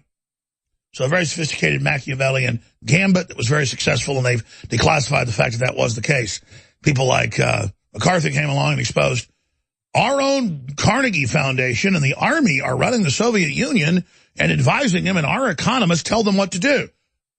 He was out of there at that point. When he was just wanting to spy on people and get rid of the Bill of Rights, he was a wonderful guy. But as soon as he broke through to the real level of what was going on, he was bye-bye. And now it's all declassified. The Russians know it. It's all come out, and they're pretty pissed off. So, again, as an example of where we should go, we look at countries like Russia. You go back to 1991, 92. They had 7 or 8 big oligarchs, all owned by Western banks. The people were kept artificially poor. There wasn't supposed to be an economy in Russia. Russia was purely extraction at point-blank range. No economy. Starvation level. The state-run institutions collapsing, used up. They thought they'd come in a final phase with oligarchs and cut it up even more and bring in Western colonialism in the end phase after communism. That only took 30 years in China. It took 80 plus until the globalists thought Russia was ready for full absorption, or the assanguation, the blood-sucking. But Russia came back, kicked that out, seized control of the means of production, began transferring it to the people and institutions loyal to the population in a nationalist, populist, blood-and-soil program. From that launch point, the globalists were still arrogant, moving on, but that same instinct, that same human instinct, the sleeping giant, only coming back at the point of cultural death, began to launch all over the world. And so Trump's great triumph is cultural victory, pro-human victory, pro-Western values victory, crushing the back of free speech controllers, going after the censors, and making us be a nation again. And if they try to sabotage our economy and try to shut us down, as sanctions and internal espionage and attacks did in Russia in the last 17, 18 years, the Russians dug in and have built an even better homogeneous economy, which is a good thing, that is independent and not under outside control, and burgeoning technology and so many other systems, and finally turning their population reduction program back from the brink of death and showing meager gains. We can do that in spades. And so that's what I'm telling you. They hijack the stock market and plunge it. They try to block new jobs coming in. They do all this. No, Trump came in the midst of our final beheading, bringing us down like Russia had been, and reversed it. And now he's fighting with this whole structure, as you are and as I am. And the system thinks you're so shallow that if they can implode the economy, if they can bloody the nose of this victory, you'll somehow, like a bunch of sharks, roll over and turn on someone who believed in you and is making hundreds of phone calls a day and traveling the country trying to supercharge the nation, and who's made the decision to fight their bubbles with a bubble based on you. And the globalists have taken record profits off the exuberance because they were already going to get it all to begin with. They don't like that because they know a lot of that money's going to you. But it's bigger than that. The victory is cultural. They could bring us into a depression. That's why we got to be independent and prepared. They could do anything to us to break our will and make us accept the nightmare of disarmament, the nightmare of cultural brainwashing, the nightmare of the race war division they're sowing. And we know the number one mission is to spiritually and culturally and physically not be under the globalist system. Because 100 years after the big New York banks financed the Bolshevik Revolution, they believe, and Soros believed, that last year would be their victory with Herr Hillary, and it fell on its face. So money is a secondary issue. They want to make it the issue by making you so poor you've got to have it. Trump wants to make you be comfortable so you can do the higher things. But know this, if they think they're going to try to take the monetary away from us like a dog holding onto a bone, we have to understand it's the long fight. And as bad as things may get, they'd be a lot worse. And according to the enemy's terms, if we hadn't stood up for the entire long, committed fight. You're listening to The Alex Jones Show. Always informative, but seriously, I said last segment that I'm saying some of the most important things I've ever said. And I guarantee you, almost everybody listening said, buddy, that's everything my grandma and grandpa said, and everything my preacher said, and everything I think about at night. Don't tell us something we don't already know. It's the greatest truths that are hiding right in front of us. The greatest truths are the average person just wants enough money to be comfortable, take care of their family, have decent transportation, and maybe see a couple cool places a year. There is a wanderlust. One of the things I like having some money is that I can go see things, but then I'm always so busy fighting the globalists, I don't. So sometimes I do a kind of workcation. If I need to go cover something, then every once in a while I'll take the family. But that's like once a year now. And I'm not ashamed of that fact. I mean, I'm proud of the fact that in my hierarchy of needs, it's not walking down red carpets. In fact, that wasn't something I really wanted 20 years ago, but I still thought it was kind of interesting. Now, it's not even on my pyramid. Remember in health class, they had the hierarchy of needs. What was it called? Maslow's or something? But it had like shelter and food's the bottom. And then you want to have friendship and community. And then you want to have organizational systems to take care of others. And then you really become purely charity-driven. And that is how a good person is, because when you really become successful, then, as Maslow's, I was going from memory 30 years ago. That was like in freshman in high school or something. I'll be 44 next week. Self-actualization, esteem, love, belonging, safety, psychology. Yeah, you got to have your basic psychology and be operating not as an insane person. So sanity. We'll see how my memory does from 30-something years ago. Let's go back.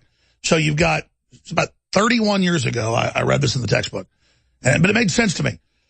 So sanity's the number one thing you need in life. Then it's physiological, your body. I know it's physiological, but I'm saying psychology. You got to have your body, you got to have your health, got to have food, got to have your psychology. You got to have, I'm kind of combining a bunch of things here. They were pointing out a typo. I was just kind of combining it all together. So you got to have your food, got to have your water, got to have your shelter, got to have your mind and not be insane. And then safety.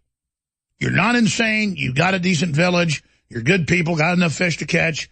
Everybody's doing great. You're taking care of grandma and grandpa. They're taking care of you, because they know what plants to take when you're sick. And then safety, because you don't want a bunch of folks coming over the next hill and enslaving you, because they might be bad folks. And then there's love and belonging, feeling like you have kinship. And then there is esteem, the fact that you're proud of the fact that's what's happening, and other people are proud of you, and you've had success in the community, you've mastered some things. And then finally, self-actualization. But self-actualization is very empowering, but it's also like having a bunch taken away from you. Because let me tell you something. I used to enjoy, even 15 years ago, being famous and being able to affect things and rubbing it into enemies and defeating people that were bad. As you get more conscious, it's like rocket boosters on the space shuttle falling off.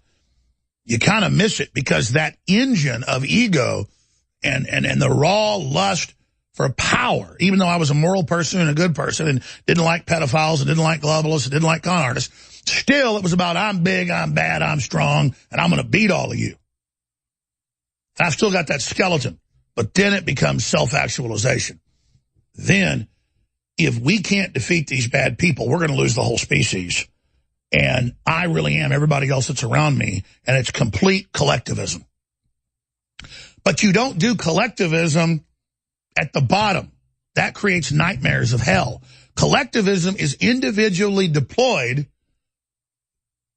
by individuals that have become self-actualized to the larger global system of interconnectedness. But it doesn't mean you give up your individualism for some greater good that always becomes a tyranny. It means you balance all of that and gauge the good of the whole, knowing you're part of a large continuum or compendium that's always expanding. But see, there are other people who aren't born, in my view, as genetic psychopaths or born as genetic sociopaths, but are artificially brought into it, seeking power, seeking shelter, seeking safety. They never go above the second level, and in seeking safety, they enter into deals with the devil and with the system, believing that will empower them and become models of the psychopathic, barbarous, aggressive, murderous systems that they've seen that they believe are successful. And they're able to then organize all of that and deploy all of that synthetically. It's been said that peace is an artificial construct and is only us denying our real selves. No. Peace is us accepting our real selves, but also understanding peace has many definitions and means basically the absence of open war and barbarism. So we create law, we create systems of violence that are not physically violent. But then there are super classes above that that act in true violence, but covert violence through culture, chemical, biological, radiological, to wage war against the entire population in a self-actualization of pure Satanism,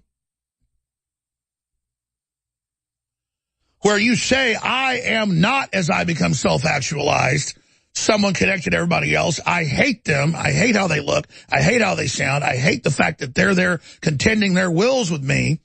And so I want to dumb them down and then kill them. And that is the self-actualization of the globalist. And they think those of us that are self-actualized that don't want to go with that plan are fools. But that I take one look at these so-called elitists, and they're not elitist. You know, the Crew put up a London Independent article that says Mao killed 45 million people. Well, there's the Cultural Revolution, the Great Leap Forward, a bunch of other stuff. But the CIA says 65 million, and the Communist Chinese Party says 84 million.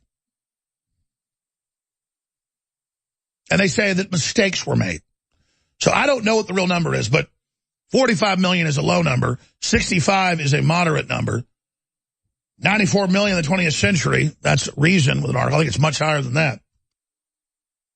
If you think about that, that's something you want to be running from. But see, the average dumbed-down trendy who feels disempowered, who can't even get the basic psychology, the basic physiology, the basic working body, which above all, you need a working mind. That's why I see physiology, I think psychology.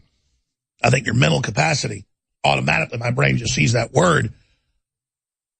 And you think about what they've done, and you think about what's unfolded, and you think about what they've turned us into, and it's just incredible.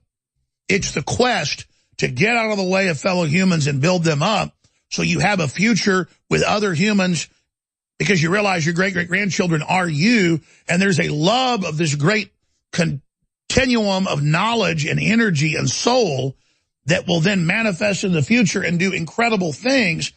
And it's that anti-selfishness that actually is the most selfish thing of all, because once you bridge that gap, you've now made the connection into the future and have now become beyond self-actualized. You have now become interdimensionally actualized with the full beginning connections of the entire space-time continuum, and have entered what I can only describe as that absolute Zen moment of purity and total connectedness.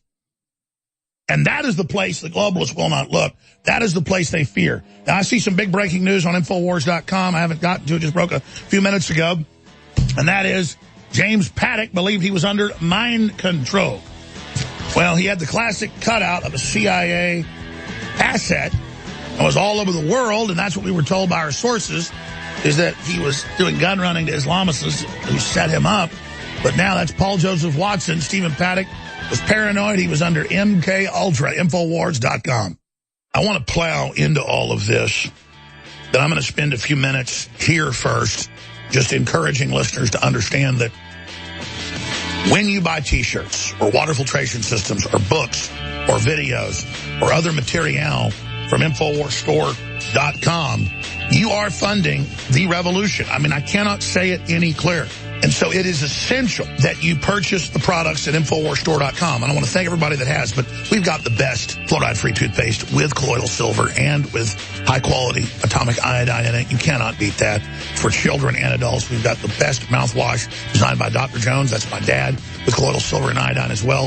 InfoWarsLife.com or 888-253-3139. And your purchase of the products stands with us, stands with America, stands with Trump, stands against the globalists and their satanic pedophile armies. And that's who they are, and they know we know who they are, and they're coming back against us, so we need your support. Elementary teachers in Canada are launching SJW curriculum to combat belief in two genders.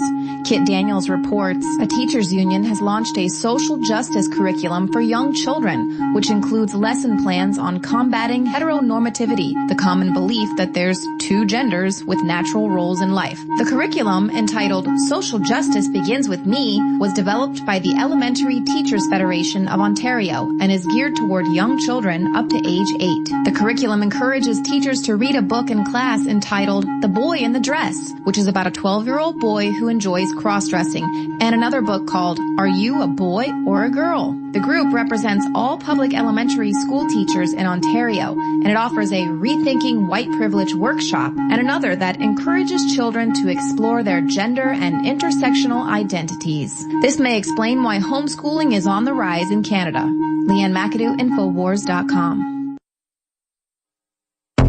You're listening to The Alex Jones Show. Thank God there were no injuries.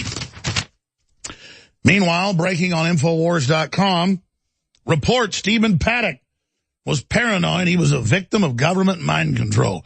Now, I'm not saying he was under mind control, but, you know, the Unabomber said he was under mind control, and then CIA documents got declassified that Theodore Kaczynski volunteered and then disappeared for over a decade when he was going to Harvard? You can look it up. It's in the LA Times. In MK Ultra mind control experiments. But, oh, you're volunteering for the experiment. But once they get you into it, there's no volunteering. Las Vegas massacre gunman Stephen Paddock. I talked about this the day after the shooting. I talked about the mind control and said it should be looked at. Not to make him the shooter, but to be the patsy. Las Vegas massacre gunman Stephen Paddock was paranoid that he was the victim of government mind control, according to a prostitute who stayed in his infamous Mandalay Hotel suite. They tried to cover up that she stayed there with him, by the way. In an article that has received virtually no attention, the Radar reveals that a call girl who was booked to see Paddock earlier that day before the massacre was reported missing by her boyfriend after the shooting, which left 58 dead and 800 injured. According to the sex worker named Michaela, the prostitute was telling girls after work that she was scared something would happen to her. Yeah, and folks told everybody, get out of there. You'll be dead in 45 minutes. Michaela worked as Paddock's $6,000 a night prostitute and slept with him in the infamous Mandalay Hotel suite from which Paddock launched his deadly assault. She saw Paddock 2 or 3 times a month, for the 64-year-old gunman volunteered to be her sugar daddy. So let's explain something here. He's got this nothing job, but he's laundering hundreds of thousands of dollars a week in front of people through things. Has these airplanes going to the Middle East, flying around. The Islamic group comes to town. Saudi Arabia is having a function there, military function. The breakaway groups go to get guns from him. They use that to launch the attack. And the whole thing's a message to Trump. That's what I was told by high-level federal sources. I told you the whole story was fake. And, of course, it's all starting to come out, just as we told you. Big story up on Infowars.com.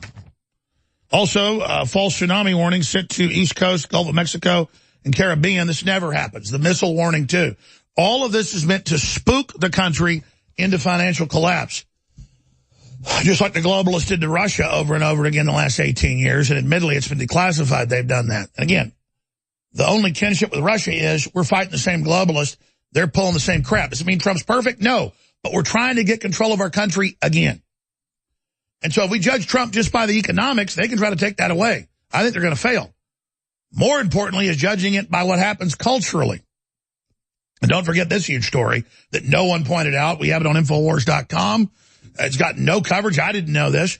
You got Uma Thurman saying they spit on her, they made her crash cars. They said they didn't. They should release the video of her knocked out, that they abused, that Weinstein abused women. And then he threatens to sue her, even though there's hundreds of witnesses to sex assaults, rapes, you name it. He's just back to where he was, back to threatening everybody. Meanwhile, the media keeps defending it. They try to crucify other people with no proof. Shocking bombshell.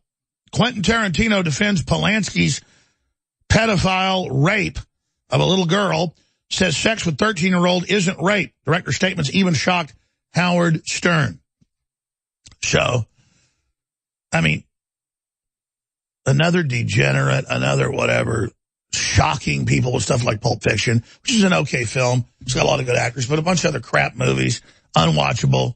And he's just so arrogant. He walked over to me all dweebed out at some premiere of a movie. I know what was it? It was a premiere. It was a re-showing with the director of Exorcist, who, by the way, was former CIA. That was admitted. And he also made The French Connection. So I came to see The French Connection. I didn't stay for the double showing you had to pay for The Exorcist. Didn't want to watch it. And I walk out. He comes over. He's like, "Oh, you're the conspiracy guy." Oh, he just looked like he had a genetic disorder or something, which I'm not putting down how he looks. It was just in person. He's even more hideous. And then one of his little minions scrabbled over as my then pregnant wife with our firstborn, going down the big stairs there, jumped down with his feet and tried to kick my ex-wife's feet. She's a witness of this, to make her go down and lose the child. And I just never forget. And I looked up, and there was the newspaper reporter head right next to Tarantino with the guy. And I didn't beat his ass because it was so crazy. He goes, "Oh, I'm sorry. It's an accident. It's an accident." So there's my Quentin Tarantino story. And there's my ex-wife, like 7 months pregnant. And I got Tarantino and some little goon going around. And I ever see Tarantino again, I've thought about this a lot. I'm going to give him a little piece of my mind. That's a guarantee. Because, man, hindsight's 20/20. And I just, I never told that story. There's my Quentin Tarantino story. And that's what went on. That's what happened. He was there. Look it up. Check it. And that's the type of person he is. And I know the name of the guy that tried to kick my wife down the stairs. All of it. And it's unbelievable. And again, say, well, why did you beat his ass? It's like, it's so surreal. And the person saying, sorry. And that person came after me later and did a bunch of stuff. And then I found out what it was about. They're spiritually dialed in, but to their evil force. And that was 16 years ago. My son's 15, about to be 16. That was 16 years ago while he was gestating in my ex-wife. And I didn't understand it then, why he hated me so much, why he saw me out there when the movie let out. There was all these big crowds, and he come up and spoke, introduced the French Connection guy, and I'm sitting there, and, back then it was a really trendy thing. Hollywood was kind of moving here, but, and you go see really cool movies and hear directors all the time. That's what launched Alamo Drafthouse. And I'll never forget feeling somebody look at me and seeing him like 30 feet away going, that big chin all looking crazy and kind of addling over. "What are you doing here?" Like saying something and walking off. And then I'm like, "Hey, let's get out of here." And 40 seconds later, man, boom. So you want to talk about evil. He radiates it. Radiates it. And I guess it was just so shocking when I looked up and there was Tarantino, because that old Alamo had like, the big long 20 stairs. They had the old, down it, that big balcony stairs. I remember looking up, everybody thinking it was funny and just like, let's get out of here, because that demon was right up there at the top of the stairs. And it was just like, and like this little Joker guy giggling and laughing. "Oh, I'm sorry, it's an accident, Alex." And I remember when I was sitting there, I was in their club. I didn't know you'd read that in the paper. Go, "This sounds interesting. I like the French Connection. I like the actors that are in it." I remember that minion came over to me while I was sitting on the side of a row, like 5 rows back, and said, who worked for the local paper, and said, "Oh, you're here. What are you doing here? You shouldn't be here." I forgot that part. And 2 hours later, they let me know, "You don't come around us. We'll spit on Uma Thurman. We'll make her crash the car. We'll cover up her Weinstein raping women every day." And that's what I mean, just raving demons. Raving demons. And that's a true story, 100%. Some people wonder why I'm so pissed off at Tarantino. I saw him one more time in a restaurant about 10 years ago, and I almost walked over there and told him, "Get up," but I just didn't do it. Because I can't prove that he was in on that. Even though that was his little minion. I now know. But imagine the evil that radiates. He's doing that constantly. Tarantino, why wasn't that was that special? He's screwing people and dominating them and getting them under his little filthy thumb. Because it turns out he was a Renfield for Hollywood. He, for decades, supplied things to him. But he was sick enough and filthy enough for them to love him. So that's your Tarantino God. So hope I don't ever see you, Tarantino. All right, there you go. Called you out, scumbag. Now, that said, we need to be flooded with capital to defeat the enemy. I want to launch on all these satellites in the next month. The uplinks are going in right now. I'm going to launch all these new programs, all these they're trying to censor, trying to hit us. Go to InfoWarsStore.com, and we will take it to the enemy 110%. You've got an absolute guarantee from me. Hollywood doesn't want us to have money. They don't want us to be independent. They don't want us to be strong. They don't want us to be focused. They don't want us to be upright. They want us to be the little minions of people like Roman Polanski and Quentin Tarantino and Harvey Weinstein and all this other cowardly nerd club demon sucker level. Well, guess what? Humanity's awake now, scum. And you're going to have to face us toe-to-toe with all the rest of your zombies. Stay with us. InfoWars Live is bringing you a breakthrough in modern medicine. We have found an extraordinary new natural way to help alleviate seasonal distress symptoms, including promoting clear nasal and sinus passageways, eye comfort, and respiratory health and normal breathing. This is pollen block. In the 1960s, researchers in France noticed that people who ate certain quail eggs from specific farms experienced less seasonal distress symptoms like runny nose, itchy watery eyes, and excessive mucus production. They began studying the effects in published trials, Now we are introducing the fruit of the research, a fast-acting chewable tablet. Just chew 2 tablets at the first sign of seasonal distress, and fast-acting pollen block starts working in about 15 minutes to help alleviate seasonal distress. Enjoy the air you breathe naturally with fast-acting pollen block. Available now at InfoWarsLife.com or by calling toll-free 888-253-3139. This is Ad-Free Alex. You're listening to The Alex Jones Show. I thought about what happened that night. I was talked about for 16 years. And I swear on the altar of God that these people are going to be brought to justice. Shocking bombshell. Tarantino defends Polanski's pedophilic rape of 13-year-old drug girl, says sex with 13-year-olds isn't rape. The audio's up on Infowars.com right now. Let's get this article and slam it out there. Let's get it out to everybody. These people believe they own you and your family. Paul Watson's coming up in the next segment. He's getting the Skype connection dialed in. By the way, we don't tell these stories to sound big. I don't want to be part of Hollywood. I've already been in some movies. They wanted me to be in a bunch of others. I didn't do it. I would do it if it was the right directors and the right people to get a good message across. And some of those opportunities have come, and some I've refused, and some have gone, and some others I've thought about doing, but only now that Hollywood's fully collapsing. Only to then route them and show them what it's really all about. But they have at least 8 or 9 TV shows right now where they admit that the character's Alex Jones, and they say on the show it's Alex Jones, or they name the episode InfoWars or Alex Jones, where pedophiles are named Alex Jones, killers are named Alex Jones, people that want to kill the female president are Alex Jones, because they're going ahead with all the scripts, despite the fact Hillary lost. Well, Homeland boss of season 7, Trump inspiration, Alex Jones and Rip Peter Quinn. So this was a popular television show, reaches millions of people every week. And you tune into it, just to give you an example of what I'm talking about here. Oh, this isn't the marked up copy I had. I had my own copy. I guess there's 2 of these here. And it says, so this is the bad guys based on Alex Jones. They go, oh, yeah, we sit there for hours and we watch it and we can't believe all the things he says, and then we put it in the show. Well, no, you don't put what I said in the show. I'm running the fake news on the show. I'm a racist on the show. I have hundreds and hundreds of employees just to put out fake news. And I said, this Jake Weber, who supposedly plays my part, man, I'd like to get in the ring with him. And I said, that's metaphysically.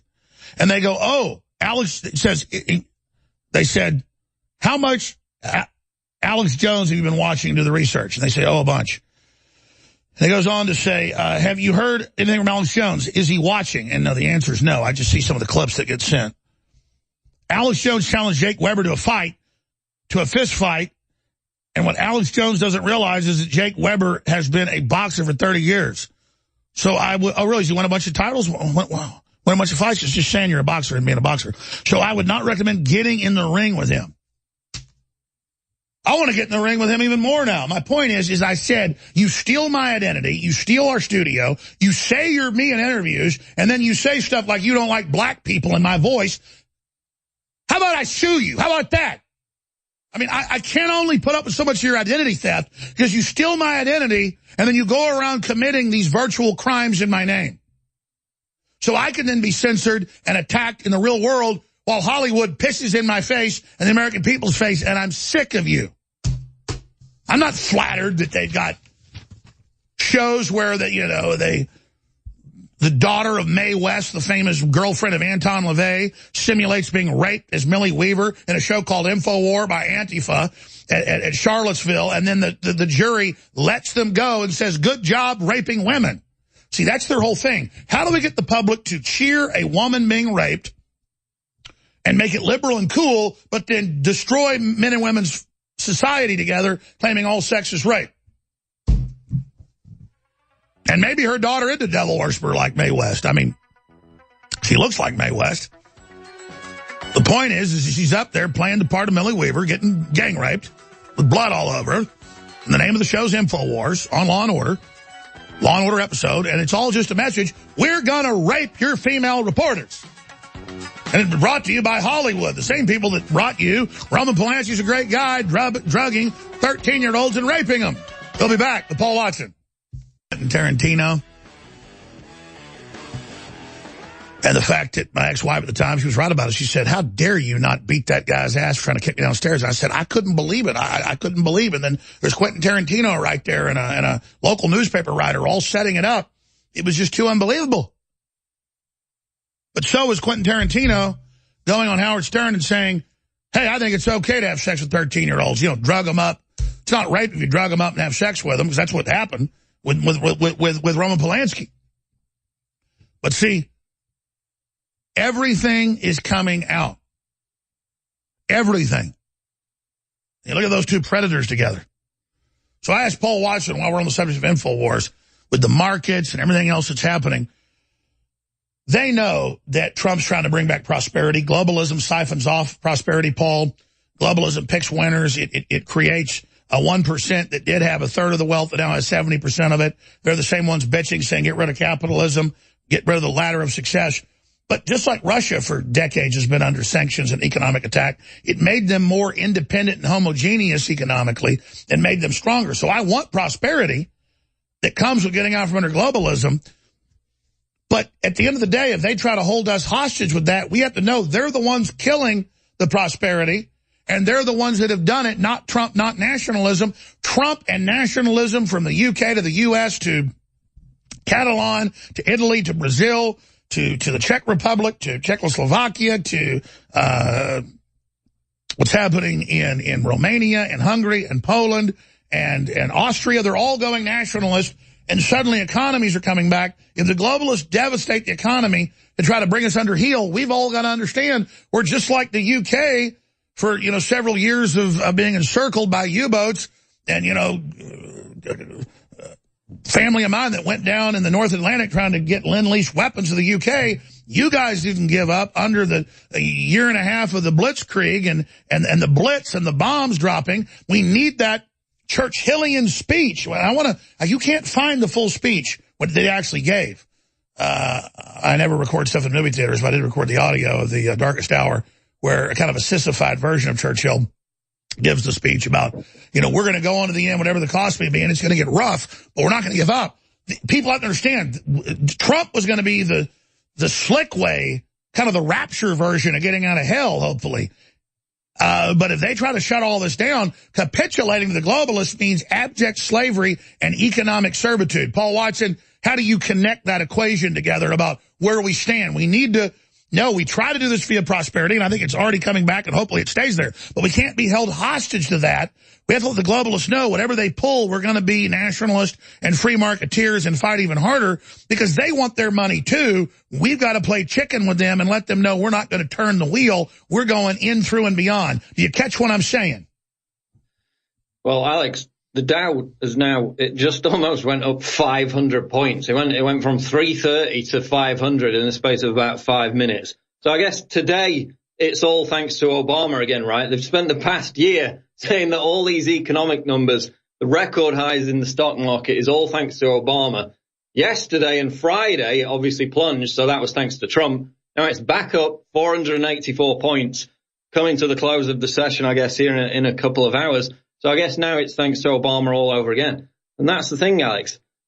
81 times the Dow hit a high during Trump's first year in office. The mainstream media reported on it only 17 times. And what, of course, did we see yesterday? Complete wall-to-wall coverage and people on Twitter, the verified check marks, as you would expect, saying, oh, well, that's it. It's over for Trump now, isn't it? Listen. We had a year of the left saying, oh, the stock market's got, nothing to do with Main Street. Wall Street's got nothing to do with Main Street. This has got nothing to do with Americans, ordinary Americans and their financial situation. Soon as it drops 1,500 points, oh, it's got everything to do with it. So it's just this same narrative over and over again. For a year, they said it was all thanks to Obama. As soon as it tanks, they turn around and blame Trump. So they're going to do it again. Whether this is a correction or not remains to be seen. Obviously, no, but I agree. I'm saying, aren't there things even more important than money? It's great to have that, but we culturally and societally and sovereignty-wise, what we're getting is what it's all about. If you don't have that, the prosperity doesn't flow. Well, no, but if you take regulation off and you encourage small and medium businesses to grow, doesn't matter whether the stock market goes back and forth 1,500,000 points. The fundamentals are there for continued growth and to encourage people to start businesses, not to shut them down with regulation, which is what Obama did for 8 years. And what did you make of the leftist media all celebrating, oh, look, it's down, it's Trump's fault? These people are absolutely trying to destroy us. They want America to fail. I mean, you saw it, people were triggered during the State of the Union fleeing the chamber there. They refused to clap record low black unemployment. Alex, let's face it, this is what I said in a tweet today. If there was a global economic collapse, many on the left would completely embrace it and welcome it because they would use it to justify their Trump derangement syndrome. They're quite willing to see America fail, so long as it means they can point the finger at Trump. They want America to fail. It's like being on a plane and wanting the pilot and the co-pilot to have heart attacks. Oh, exactly. Even though I've had liberals confront me and I go, isn't your 401k up 35%? They go, yeah, but I don't care. There was I think it was, who was it? Eichmann, who said the guy who was triggered by the GIF, who filed a police report for assault because he said he had epilepsy because of a GIF image. That guy, you could probably pull up the tweet if they can find it. He said he'd taken all of his kids' money out of the stock market because it was guaranteed to collapse under Trump. Remember, this was the narrative. As soon as Trump won, the stock market, the economy, now absolutely guaranteed to collapse. It's back up 400 points. Yeah, it's going to go back and forth. But they all took their money out of the stock market as some kind of virtue signal. You're talking about Kirk Eichenwald, the tentacle porn guy where aliens rape children. Eichenwald, that's the guy. That's a tweet that has not aged well, where he's talking about he took all his kids' money out of the stock market and it went up, what was it, like 30% since he made that tweet at least. So obviously there's a correction and it's related to the Federal Reserve. Economists will tell you that, but these things are going to go back and forth. If you hit, 25,000 in such a short space of time, obviously you're going to get a correction. But as you said, it's the fundamental underlying principles of taking off the regulation, encouraging people to start businesses, lowering tax rates. If you stick with that method, things are generally going to pick up. Things are generally going to be all right, whatever the stock market does. Tell us what you got coming up, Paul Joseph Watson, in the next 40 minutes. I'm going to butt out here and let you honcho this operation. Thanks, Alex. Yeah, we've got Michael Heaver coming up at the bottom of the hour. He is the reporter and commentator over at Westmonster.com because we're talking about the UK. And this is what I want to get into now. We got a headline up on Sky News Theresa May to announce crackdown on social media abuse. We've literally got hundreds of ISIS jihadists, 425 at least, that have returned from Syria and Iraq and have been allowed back into the United Kingdom. They're talking about reintegrating them, giving them benefits, giving them social housing, putting them ahead of the queue of ordinary British citizens for council houses, for free housing, for tax breaks, for social welfare benefits. 425 at least, ISIS jihadists. They're not even tracking a significant portion of those ISIS jihadists. They refuse to say how many. They say it's a significant portion. So we're looking at hundreds of hardened ISIS militants who have come back into the country, who are not being tracked, who are not being surveilled. Meanwhile, the Prime Minister, Theresa May, is devoting government resources at a time when the police forces are completely stretched, when they're begging for people to come out of retirement to join the police. They're putting resources into patrolling online social media abuse. So basically people being mean to each other on the internet. That's what they're focusing on. You got 3,400 people being arrested every year roughly in the UK for things they say online. They treat Facebook as being more of a threat than returning ISIS jihadists. Comments on Facebook are more of a threat. It's ridiculous. We'll get back into it after the break. Infowars.com. Don't go away. Former Facebook and Google employees are speaking out against what they say are societal dangers posed by social media and smartphones. The group recently formed the Center for Humane Technology, and they're on a mission to highlight the ill effects associated with the very social networks they helped create. As part of their first campaign, titled The Truth About Tech, the group will target 55,000 U.S. public schools in an effort to warn students, teachers, and parents about tech addiction. Tristan Harris, a former ethicist at Google and head of the new group, says the largest supercomputers in the world are inside of two companies, Google and Facebook. And where are we pointing them? We're pointing them at people's brains, at children. Numerous studies have linked excessive technology use among children to depression and developmental issues. The Center for Humane Technology also hopes to develop a ledger of harms, a site to inform tech engineers who may be worried about what they're building. Leanne McAdoo, Infowars.com. You're listening to The Alex Jones Show.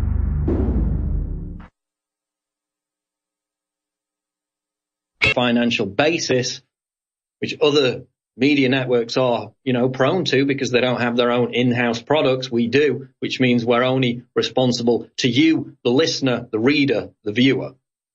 So please support us at InfoWarsStore.com. Now, I mentioned this before the break. Let's get into it. Sky News headline. Theresa May to announce crackdown on returning ISIS jihadists? No. Social media abuse. So basically, they want to devote a bunch of resources to, quote, the fact that women, gay people, and members of ethnic minorities are being abused on social media. Now, while all abuse, online abuse, or whatever kind of abuse is abhorrent, this is not a major problem given how stretched our police forces are in the United Kingdom, given how little money we have to devote to them, given how we have over 400 ISIS jihadists returning, being allowed back into the country. It's not like, maybe we shouldn't let hardened ISIS terrorists back into the country. No, that hasn't even been part of the debate. Let them in, roll out the friggin' red carpet. They're even talking about giving them social housing benefits, putting them to the front of the queue in front of ordinary British citizens to get these benefits so we can reintegrate ISIS jihadists into society so we don't lose a generation of young people. Well, I'm afraid they're already lost. And when you've got people being mown down on the streets, you can't afford to be limp-wristed with this kind of thing. But what is the government concentrating on? Online abuse, misogyny on social media. I mean, they did the studies which found that 50% of, quote, misogyny was the responsibility of other women. So they paint it as this big, evil, patriarchal abuse of women. 50% of it is other women. The studies have proven that. And it's Theresa May, again, at the forefront of this, fear-mongering about it. We've got bigger problems in this country. Oh, and by the way, you know who gets the most online abuse? It's conservatives. You look at Tommy Robinson. He gets death threats every single day. He posts them on Twitter. What do the police do about it? Absolutely nothing. He literally has to go and find these people himself. I mean, look at Katie Hopkins. She gets violent threats on a daily basis. Look at Zach Goldsmith. There you see Tommy Robinson confronting one of the individuals who spewed death threats at him after being radicalized by this Islamist on Twitter. He went to the police with it. They did absolutely nothing about it. Now you had Zach Goldsmith, who was the former candidate for mayor of London. He posted yesterday on his Twitter account a letter that one of his constituents had received, an 80-year-old woman, and it said, "We're the real 48%. These are people who voted against Brexit. Quote, we are coming for you. We are going to kill you." Now, that's not just social media. That's a letter being put through the door of an 80-year-old woman's house because she voted for Brexit. So I ask, where exactly is this abuse being directed? They say it's all about gay people, ethnic minorities, Islamophobia, women, and yeah, that happens. But it happens a heck of a lot more from what I've seen to anyone who dares express an opinion right of Chairman Mao on Twitter at this point. The hate, the vitriol is that virulent. So they're not talking about that. The police, whenever Tommy Robinson gets a death threat, the police do absolutely nothing about it. It's a complete joke. So we've got Theresa May fronting this program to devote resources to policing speech on the internet. They literally use that term in the article, policing the internet. That's not a problem that we should put at the front of the queue when we have literal ISIS jihadists roaming free on the streets. Breitbart headline, May government admits significant portion of returned Islamic State jihadists going unpunished. They've not just let them in, they're not even keeping them under surveillance. Why? Oh, we can't afford it. We don't have enough resources. Oh, but you've got enough resources to patrol mean comments on Twitter. Who cares? We've got people being mown down in the streets, for God's sake. Meanwhile, we've got this happening. Bear in mind again that ISIS jihadists are roaming the streets and not even being surveilled. Tell you who is being surveilled. Christian teachers. England, teacher fired for telling lesbian student, God loves you. This was in Bristol, England. A Christian teacher told a lesbian student, oh, I don't agree with your lifestyle, but I love you and Jesus loves you and God loves you. How dare she?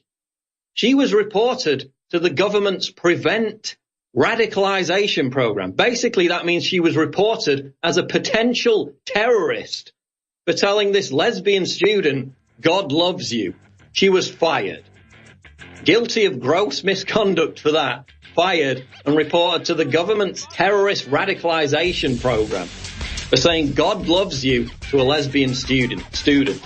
That's intolerable. Meanwhile, ISIS jihadists are on the streets. They're not doing anything about it.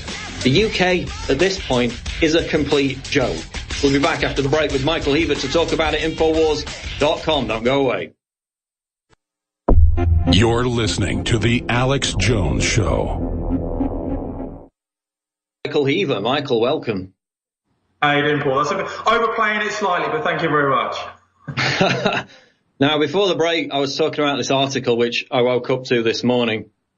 Absolutely enraged by it, as you can imagine. Theresa May has announced she'll basically front a new government body, or a government program at least, to devote resources to tackling online abuse, which basically means mean comments on the internet, to, quote, better police the internet.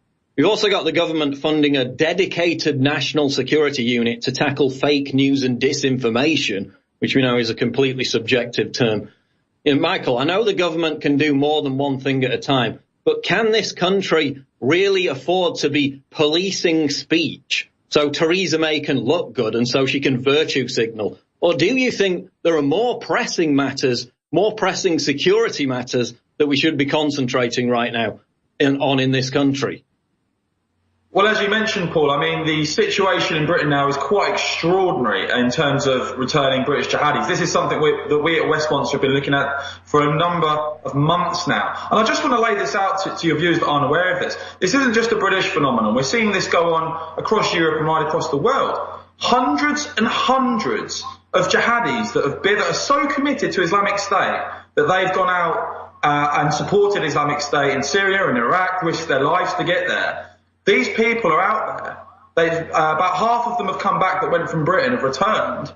And we're now in a situation where the government are basically saying a significant proportion aren't deemed to be of national security risk. Can you imagine how dedicated a jihadist, how sick you have to be to go and support these people that you know burn people alive, rape children, abuse people, kill people, torture people? These people are so committed they've gone over there. Hundreds have come back, and our government, our security services apparently are deeming them, hundreds of them, to not be worth scrutinising in terms of national security. That many of them may be walking the streets without any analysis at all. And this isn't just going on in Britain, as I say. This is right across Europe. And as you mentioned, to have hundreds of these people walking around in Britain, I think is horrifying. What's even more horrifying is it's going on, as I say, right across Europe in other countries. And you're right. The priority here, the number one priority for any government should be to protect the public, to protect the people of those countries. And yet we see this incredible situation where hundreds and hundreds of jihadis, hardened, potentially trained to kill, are back in the country and being assessed as not being of national security concern. It simply doesn't add up, and I think we need more answers on exactly who these people are. Well, exactly. And I mean, I contrast it to this. The fact that per year, this is a rough number, British police arrest 3,395 people every year for, quote, offensive online comments. Those are people who say things on Facebook. Yes, you may be offended by them. They may be racist. They may be Islamophobic. But they've got plenty of resources to devote to that. Meanwhile, you know, the BBC reported it's not practical for police to investigate all crime. So it's not just with the terrorism threat, it's with the crime threat as well. And yet they're Theresa May is constantly banging on about, online abuse. Yet that's actual resources, that's actual police time that's been dedicated to that. We also had another story today, Michael, which I mentioned on the show. There was a teacher in Bristol who was fired for telling a lesbian student, God loves you, a Christian teacher. They reported her to the government's counter-terrorism program, the PREVENT program, as a radicalization threat. She was fired from her job. You know, and meanwhile, those are the people being reported as terrorists, and she was investigated. It wasn't just laughed off, as it should have been. Meanwhile, as he said, you got hundreds of actual terrorists that have come back from Syria, from Iraq, fighting for ISIS, potentially beheading people, stoning people to death, and hundreds of them have just been let loose. They're not even under surveillance. Do you think it's actually related to a resource issue, or is it just this general disregard for not treating Islamic terrorism with the importance it should be treated? Well, let me say this, Paul. I mean, there's a new defence secretary in Britain called Gavin Williamson. And he came, and this is what really perplexes me about this situation. He came in, and Gavin Williamson basically said, rightly in my opinion, that jihadis that go abroad and support Islamic State should either be killed and certainly should never be let back into Britain. And yet, when you have a defence secretary in government saying that, the British policy appears to be something very different. So it seems to me that on one hand, you've got these ministers saying things like that. Rory Stewart was another one, I remember, saying that these people shouldn't be allowed back, they should be killed abroad. And yet the actual policy is that hundreds are back. So then I start to ask the question, Paul. Have these people been allowed back by the government? Has there been a deal done, some sort of conversation had? Or is it the case that a complete incompetence and weak borders have actually allowed these people to return, and the government have only found out about it upon their return? Because I don't see how you marry up the fact that government ministers, including the defence secretary, are basically saying we should kill these people, they shouldn't come back, with the fact that right now, in this country, hundreds of them are back. I think we need a serious answer on that, how we can have, as I say, the government saying one thing, and yet government policy seems to be pointing towards a completely different reality, and a quite scary one, to be quite honest with you. It's absolutely incredible. And I mean, after the last terror attack, I think it was the London Bridge attack, Theresa May said enough is enough. And still she's continuing with these policies of treating online mean comments on the internet as more of a threat, more of a concern than actual terrorists on the streets. It's absolutely baffling to me. Let's talk about Theresa May. She was in a position where she could have seized on this populist wave that swept Europe over the past 18 months. She completely failed. She failed to be bold, which is what she needed to be. She would have had the support of the population if she'd done that. She's got the leadership skills of a dishcloth. She keeps getting in spats with Trump, just to virtue signal even more about how she's, not like Trump.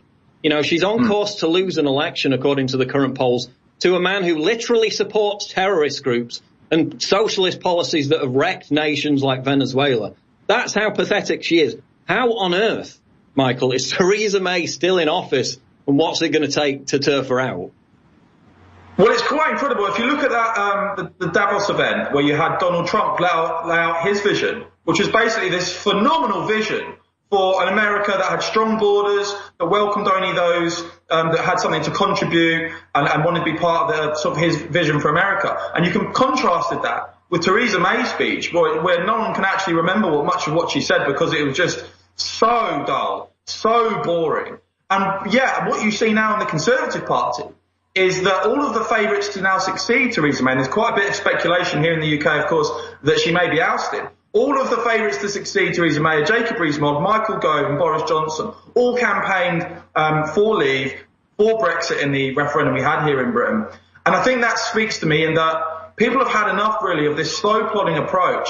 A lot of people went out and voted leave to get back control of Britain's borders. And we're now being told by the government that's not going to happen until at least 2021. Oh, and by the way, the government want you to believe that in 2019, when we leave the EU, we then have to enter a transition period whereby we'll still be having to listen to EU laws, and we'll be having to implement new EU laws as well. The whole thing's a complete dog's dinner, and that's why you're now seeing Brexiteers surge of support. That's why you're seeing serious doubts in Theresa May. Brexit is not being delivered, and there's a lot of impatience growing and a lot of anger as well. And I want to get more into Brexit after the break. I put out a tweet a couple of days ago, retweet for Rees-Mogg being Prime Minister. I think he got about 10,000 retweets. Talking about Mogmentum. He's got a hell of a lot of Mogmentum since that incident at the university on, I think it was Friday, where he confronted, not in an aggressive way, but to actually shut down and shame those thuggish, they call them protesters, they weren't protesters. So there's a lot of momentum behind Mog right now, a lot of support. We'll talk about it after the break with Michael Heaver. This is the Alex Jones Show live, Infowars.com. We'll be back. Crooked Hillary is at it again, gaslighting the population. She says Trump is using the FISA memo as a scapegoat for the Russia probe. Speaking to students at Georgetown University, Clinton said her loss is attributed to misogyny and sexism, but another contributing factor was the outgrowth of all the anxiety and insecurity playing on some people and leading them on a hunt for scapegoats. But thanks to those damning text messages between two anti-Trump FBI investigators, we know the Russia investigation was meant to be Clinton's scapegoat for losing the 2016 election. Peter Strzok and his mistress Lisa Page outlined an insurance policy to derail Trump should he win the election. FBI officials like Strzok and former Deputy Director Andrew McCabe were quarterbacking the investigation into Clinton's illegal server. The FISA memo itself details evidence of the Clinton campaign colluding with the FBI, DOJ, and the State Department. Leanne McAdoo, Infowars.com. You're listening to The Alex Jones Show.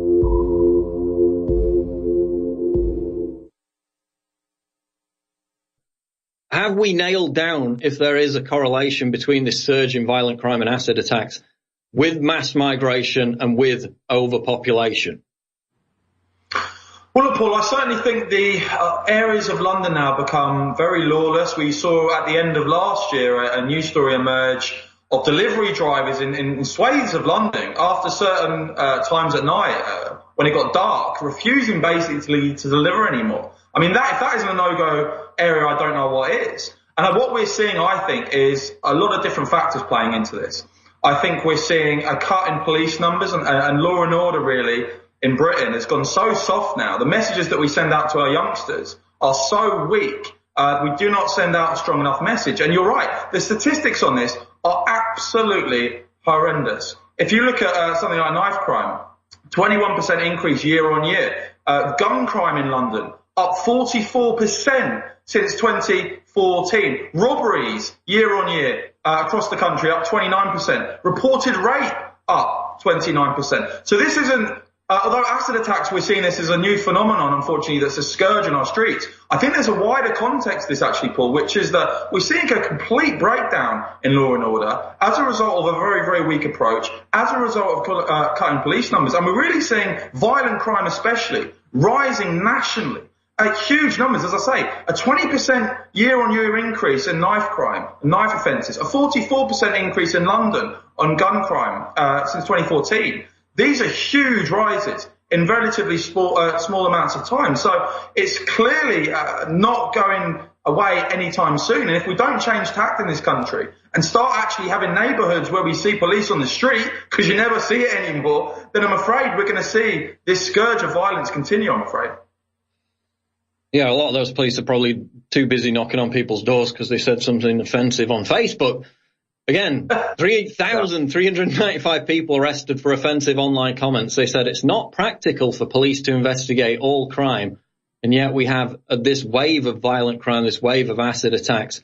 But don't worry, because Sadiq Khan, his main policy over the past month or two has been the implementation of transgender toilets in London, and we know that that's obviously more important than acid attacks. As he said, actual no-go zones now in areas of London, which again, the media claims all day long don't exist. They do exist for the people who have to go into them and refuse to do so for their own safety. I want to move quick. We've got about 7 minutes left, Michael. The NHS. Yesterday, Trump tweeted about it, based off of what Nigel Farage said on Fox News, basically, that people were protesting on the streets about the state of the NHS. Again, not a slight against the people who work for the NHS, because that is one hell of a tough job. But he drew attention to it. The left, again, went crazy. They don't go crazy when Corbyn talks about it, because he's God, obviously. But when Trump talks about the problems with the NHS, they go insane because they treat it as some kind of religious deity that can't be criticised. Michael, does the NHS, which for our American audience is basically socialised healthcare, does it really live up to its moniker right now in this country as the envy of the world? Well, look, you've had doctors and nurses in this country now describe it as third world at times. That's their words, not mine. And Nigel Farage was making a very basic point. There's a complete state of denial in Britain over this very, very basic fact, Paul. The last set of annual population growth figures showed that the UK population increased by 538,000 in 1 year. That is the highest amount for 70 years. Now, it wasn't all driven by mass migration, but 62% of it was. These are the official government statistics. How can a country like Britain have over 500,000 a year population growth? That's a hell of a lot of patients. There's a hell of a lot of babies. There's a hell of a lot of young people. There's a hell of a lot of people needing care. How can that not have an impact on hospitals? And as I say, the thing that frustrates me over here is you'll see TV report after TV report after TV report with nurses, doctors, and fantastic medical staff at their wits' end saying, we cannot cope with this. We've got people waiting in corridors for hours because we have nowhere to put them. And yet never do you see in any of these reports this correlation with this explosion in population growth. As I say, 538,000 UK population growth, the last set of figures, the highest for 70 years. And no one makes that correlation. Nigel Farage dared to do it. Nigel Farage pointed this out, the fact that if you have this rapidly expanding population, it pushes your health system to the limit. And yet no one in this country is talking about it. No one wants to deal with it. And we see, as I say, report after report with nurses, doctors and all the rest of it saying our workload's becoming completely and utterly ridiculous. We cannot handle this many people. We have too many patients. Yeah, because the population is surging, fueled by a mass migration boom that no one wants to talk about, no one wants to control. And even after voting for Brexit, we're not seeing politicians, we're not seeing the government saying we're going to bring down numbers at this time and this is how we're going to do it. There is no plan to do that. And again, I sense that there's massive dissatisfaction and growing anger at the lack of action on controlling Britain's borders and bringing these numbers down to sensible levels. I mean, I've had conversations with leftists and I asked them, you love and support the NHS, right? Yeah, of course. And you also support mass uncontrolled immigration and population growth that's never going to end. Yeah, I support that as well. No, you can't have both. You can't have your cake and eat it. It doesn't work. It's collapsing. I want to move on to the Trump visit, of course. The Corbyn-Khan-driven narrative, Michael, is that most Brits don't want to see Donald Trump visit the UK. We've seen a lot of frothing and whining about this over the past few months. Of course, we've had calls to outright ban him from the UK, some of which are being supported by councils in London. Does that paint an accurate picture of exactly what the people of the UK think about Trump's potential visit? Well, no, we've seen new figures out today that show there's been a 14% surge since December in the amount of people in Britain that want to see a state visit from Trump. The amazing paradox to me, Paul, is that you have Barack Obama, who came to Britain, let's not forget, before the Brexit referendum and basically said, if you guys dare to vote for your country's independence, you better know you're going to be back of the queue for a trade deal. And then you have President Trump, who couldn't be further from that, who sits down with the British Prime Minister recently and said, we want to massively increase trade, we want to bump a trade deal, we want to create jobs. And yet you have idiots in this country who turn around and say, oh, we couldn't possibly have the US president. It's an amazing paradox. But no, I think opinions changing very, very quickly. I think a lot of the media scrutiny of Trump is way over the top here. You talk about things like the Dow Jones. I mean, that's virtually underreported, the things that have gone on. The massive economic boom that's on its way in America is virtually underreported. And I think what an amazing prospect it is for Brexit Britain to have such a strong ally, so openly welcoming of increasing trade and all the rest of it between our two countries to create jobs. I think it's a marvellous thing. And I think the European Union should be a little bit worried because some of Trump's comments about what he thinks of them aren't too flattering. I don't think Trump's a fan of the protectionist, globalist European Union. Well, exactly. I mean, when it comes to Trump's visit, I mean, you got to ask the question at some point, is Sadiq Khan and his ilk, by constantly banging on about how they want to ban Trump, at what point are they harming the national interest? I mean, that's the question that I often ask myself. But we got a couple of minutes left. Michael, just tell people where they can find you on Twitter and about Westmonster.com.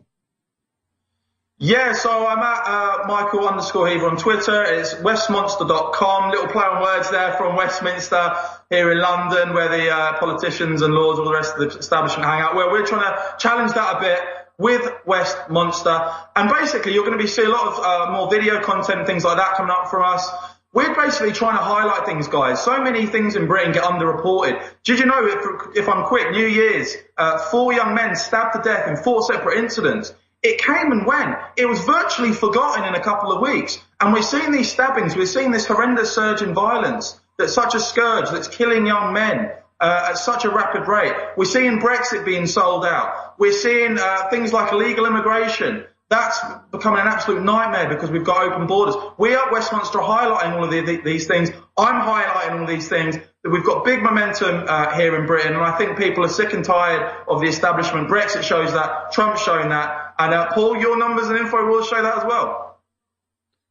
Indeed, they do. Quick prediction. Give me a yes or no. Is Theresa May going to be the leader of the Conservative Party at the next election? Is she still going to be in power?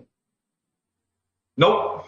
Don't think so. I hope that prediction comes to fruition and that we get an onrush of Mogmentum, which is what looks like it's taking hold right now. Michael Heaver, thanks for joining us. The website is westmonster.com. Thanks again. There goes Michael Heaver. That's going to wrap up the show. War Room with Owen Schroyer is coming up right now. Breaking news at Infowars.com. As the Dow closes, it was up about 582 points last time I checked. Owen will pick it up over on the War Room, Infowars.com. Thanks for joining. You're listening to The Alex Jones Show.